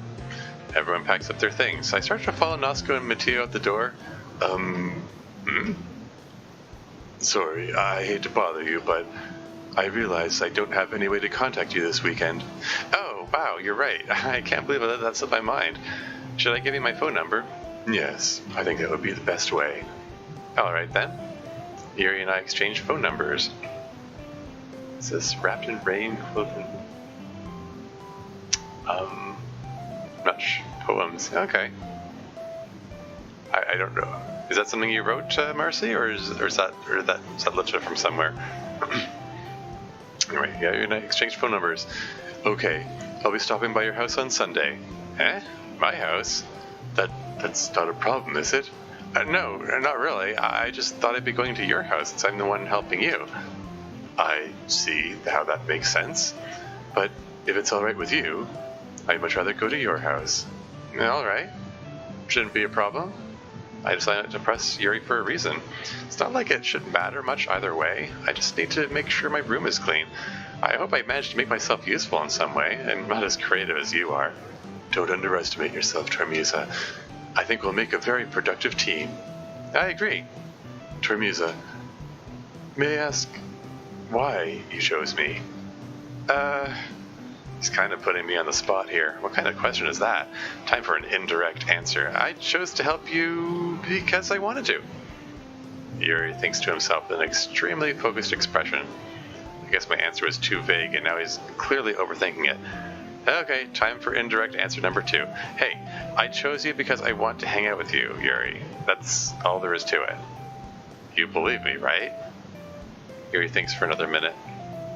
He briefly makes eye contact with me. That was neat. The expression change and then change back.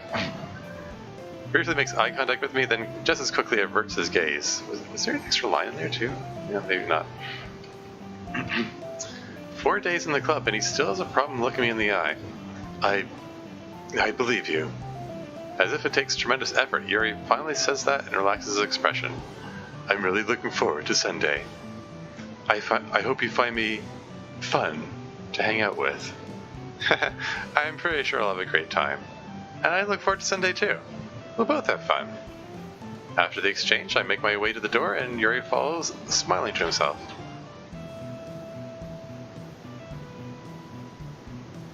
There's another remix. Is Play With Me, right? The song Play With Me?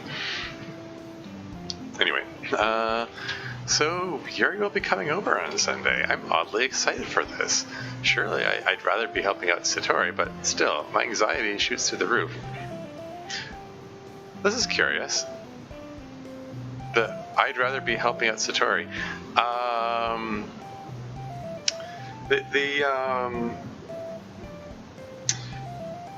I mean, having studied the code and the script for the original game, I know in the original vanilla version, this line, I'd rather be helping Sayori, only appears if you choose Sayori before trying to choose your Natsuki. So it's rather curious that this line is here, even though I didn't pick Satori. I must have been a change there. Anyway, moving on.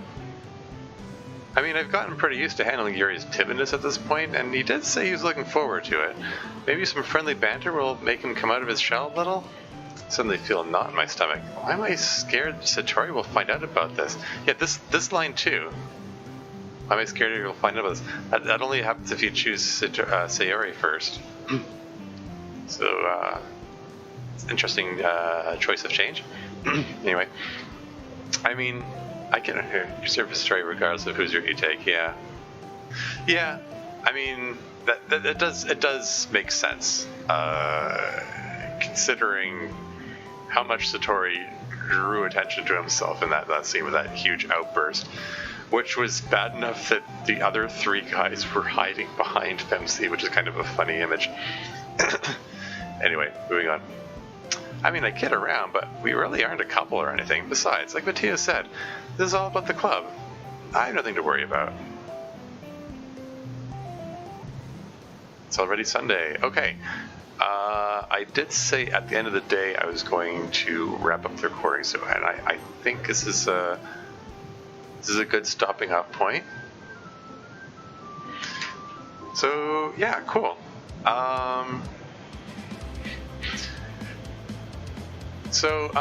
Yeah, as much as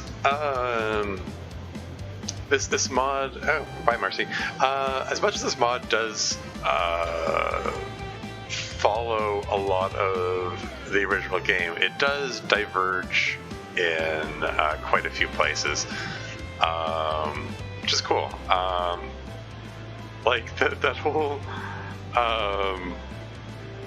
the description of Satori and Femsi like descending on Natsuko's donuts was kind of funny. Oh neat. Sorry, I momentarily got distracted. There was a pop-up on Steam saying that someone was playing Stray, that the cat game, and that's cool. I didn't know they had that game. Anyway, Natsuko's pink shoes. Yeah, I noticed that. That's different. Like, is Natsuko trying to match his hair, or is he trying to be different and stand out in some way? I mean, there was that comment from Yuri about Natsuko trying to appear more masculine, which it feels a bit like it feels a bit like they're doing the tell instead of show thing. I don't know. I was kind of trying to hold off on commenting about that, but I mean, okay. Like the original, like vanilla DDLC is guilty of that too. Like it does a lot of telling things, like spelling them out in the internal monologue instead of just letting the scenes speak for themselves. That's because Pink Shoes is my idea. I just thought it was cute. Okay. But you know what I mean, though. Like Yuri makes a comment that Natsuko's always trying to look masculine, and meanwhile, like, is that so? I mean, you know, pink hair in a ponytail, and he bakes donuts. I mean, he claims he isn't into it, but it's kind of it's you know what I mean? Like it's kind of like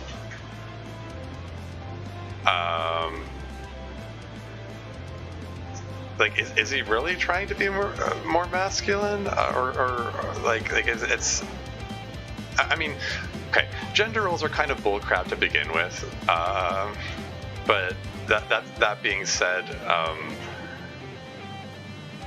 Natsuko doesn't do a whole lot of that marks him as being like trying to fit trying overly hard to fit into a male gender role, if that makes sense.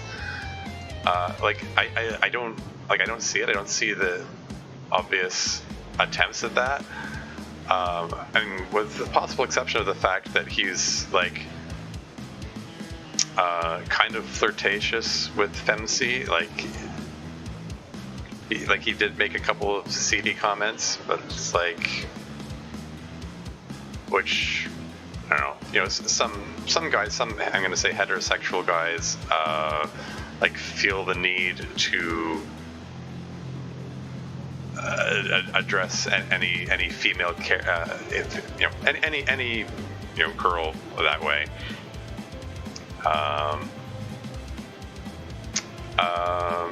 What am I trying to say here? So I mean, I guess I mean that in itself could be seen as trying to be masculine, but I don't know. That's just a random example. Like it's there are a few things things like the comment about, oh, Sayori always tries to cheer people up, and oh, Yuri trying to cheer Natsuko up means that he's trying to copy Sayori. Again, that's more telling instead of showing. And again, the original is guilty of that too. Which is not to say that there's necessarily a problem with telling instead of showing. It's just it just makes for a bit of a weird disconnect when you haven't shown it really. And again, that's not a criticism of Hugh Roach. That's kind of a criticism of Dan Slovato's work, to be honest.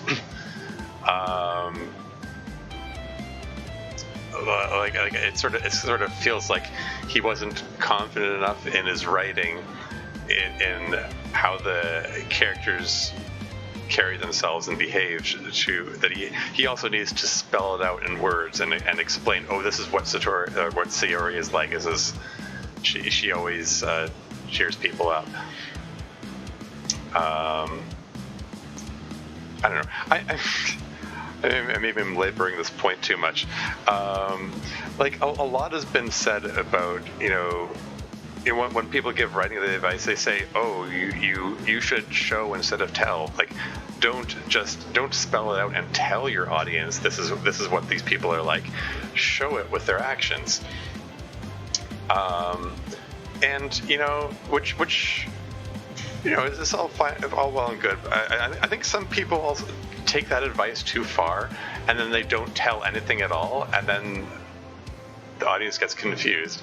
Sometimes you do need to tell things. Story does spend time trying to stand up for the other two against Mattia, which I guess cheers up. Yeah, fair enough. Did he do that though? I'm trying to think back for the past few days of the past few in-game days. Anyway. Yeah, I don't know. I guess what I'm saying is there isn't a hard and fast rule about show versus tell, really. I mean, like the common wisdom says, oh, you shouldn't tell, you should show. But really, I think it's okay to, and even important to have a bit of both, you know? Like, okay, random example. Like from my own writing, if I can hold myself up as an example, like in Storm, that the day 3 where Yuri's kind of freaking out because MC said that she's a friend, and Yuri's like, friend? You're my friend? Oh wow, I have a friend, and making a big deal about the whole friend thing.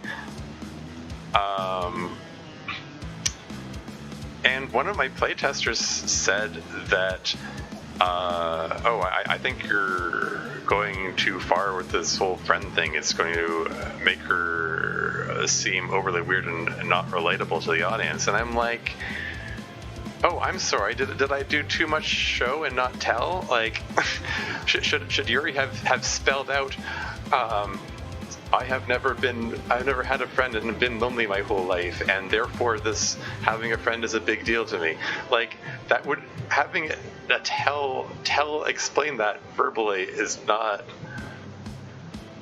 isn't conducive to an interesting story. It's more interesting when I show it, and by showing her reaction to having a new friend, you know, that's where she has that CG which I used in the promotional material, where she's hugging the pillow and laughing, like she's so excited that she has a friend, because this is her visceral reaction to having a friend. My point I'm getting at is, you know, sometimes if you rely on all show and don't tell, some people don't get it. So sometimes you do need to spell things out to make sure the audience gets it. That's right. Prologue, when they were nervous sharing poems. Day 2, when he's trying to tell Matteo they've never said their poems. Yes, that's true. Yeah. Tell Matteo they've never said their poems in public before. Yeah, good point. Tries to make Matteo see things from their perspective so he can make a decision with not Yuri's opinions considered. Cool. Yeah, fair points. That's cool. Okay, yeah. Yeah. Yeah, all this stuff I'm saying, I don't mean it as like necessarily like a negative criticism, like, oh no, this is a mistake or a problem in the mod or anything. These are mostly just observations, because I've it's fresh in my mind because I watched a video recently. It was from a YouTuber who does video essay type things. The YouTube channel is called Hello Future Me. And he did a video that was all about show versus tell, and what situations are more appropriate to show and when they're more appropriate to tell. So that sort of concept has sort of been in my mind, and like it's made me like rethink how I approach my writing, and it's making me hyper conscious of that aspect in other stuff. So I got a computer, I'm getting DDLC. Yeah, cool. Yeah, it's a free download. Check it out. Feedback I got about the model demo is about one of the characters and how is he involving them should have been. Yeah. We're just putting out some things that are really subtle and thus easily missed. Yeah, that's cool. That's cool. Yeah, like I said, I mean that's just something that's sort of been on my mind lately as I'm focusing on that, and it's making me reevaluate some of my own writing. I think I like looking back at Storm, for instance, or the stuff that I've written so far in Turquoise. I think I've generally done a pretty good job of balancing the show versus tell thing.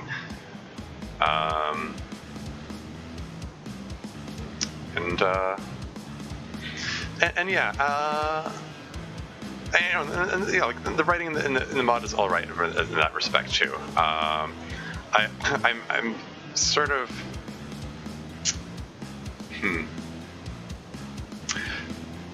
I guess it stands out to me in part because these are I guess I'm going to call them writing mistakes that Dan Salvato himself made, for that matter, where he there are a number of instances where he over-explains things or puts extra lines in the internal monologue which really weren't necessary, and that they, like, trying to convey ideas that were already conveyed by the action on the screen.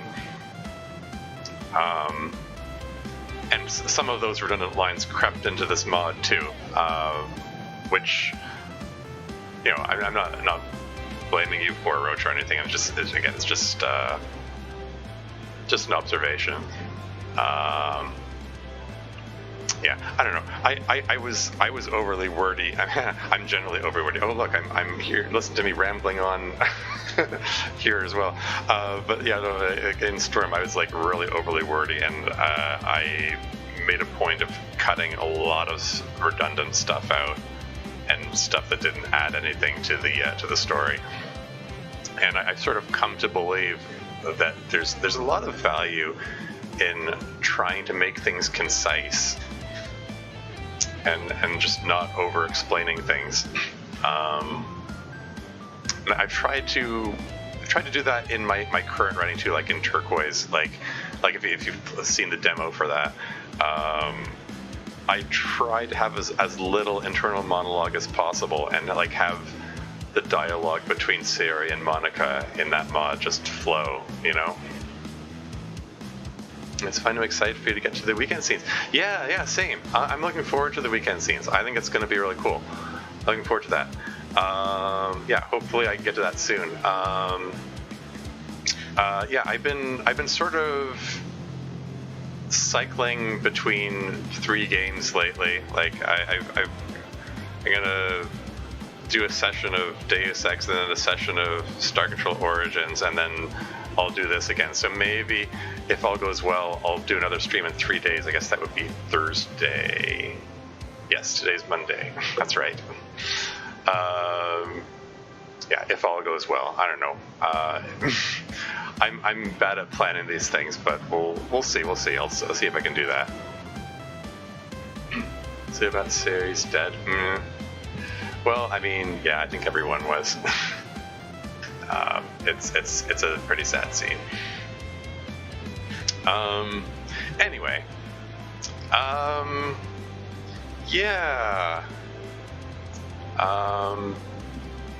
I guess that's all for now. I need to.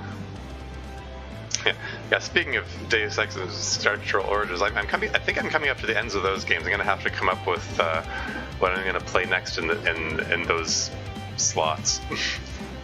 Assuming I can intend to continue alternating between 3 games, I'll figure something out. Anyway, I've rambled on far too much, so I think it's good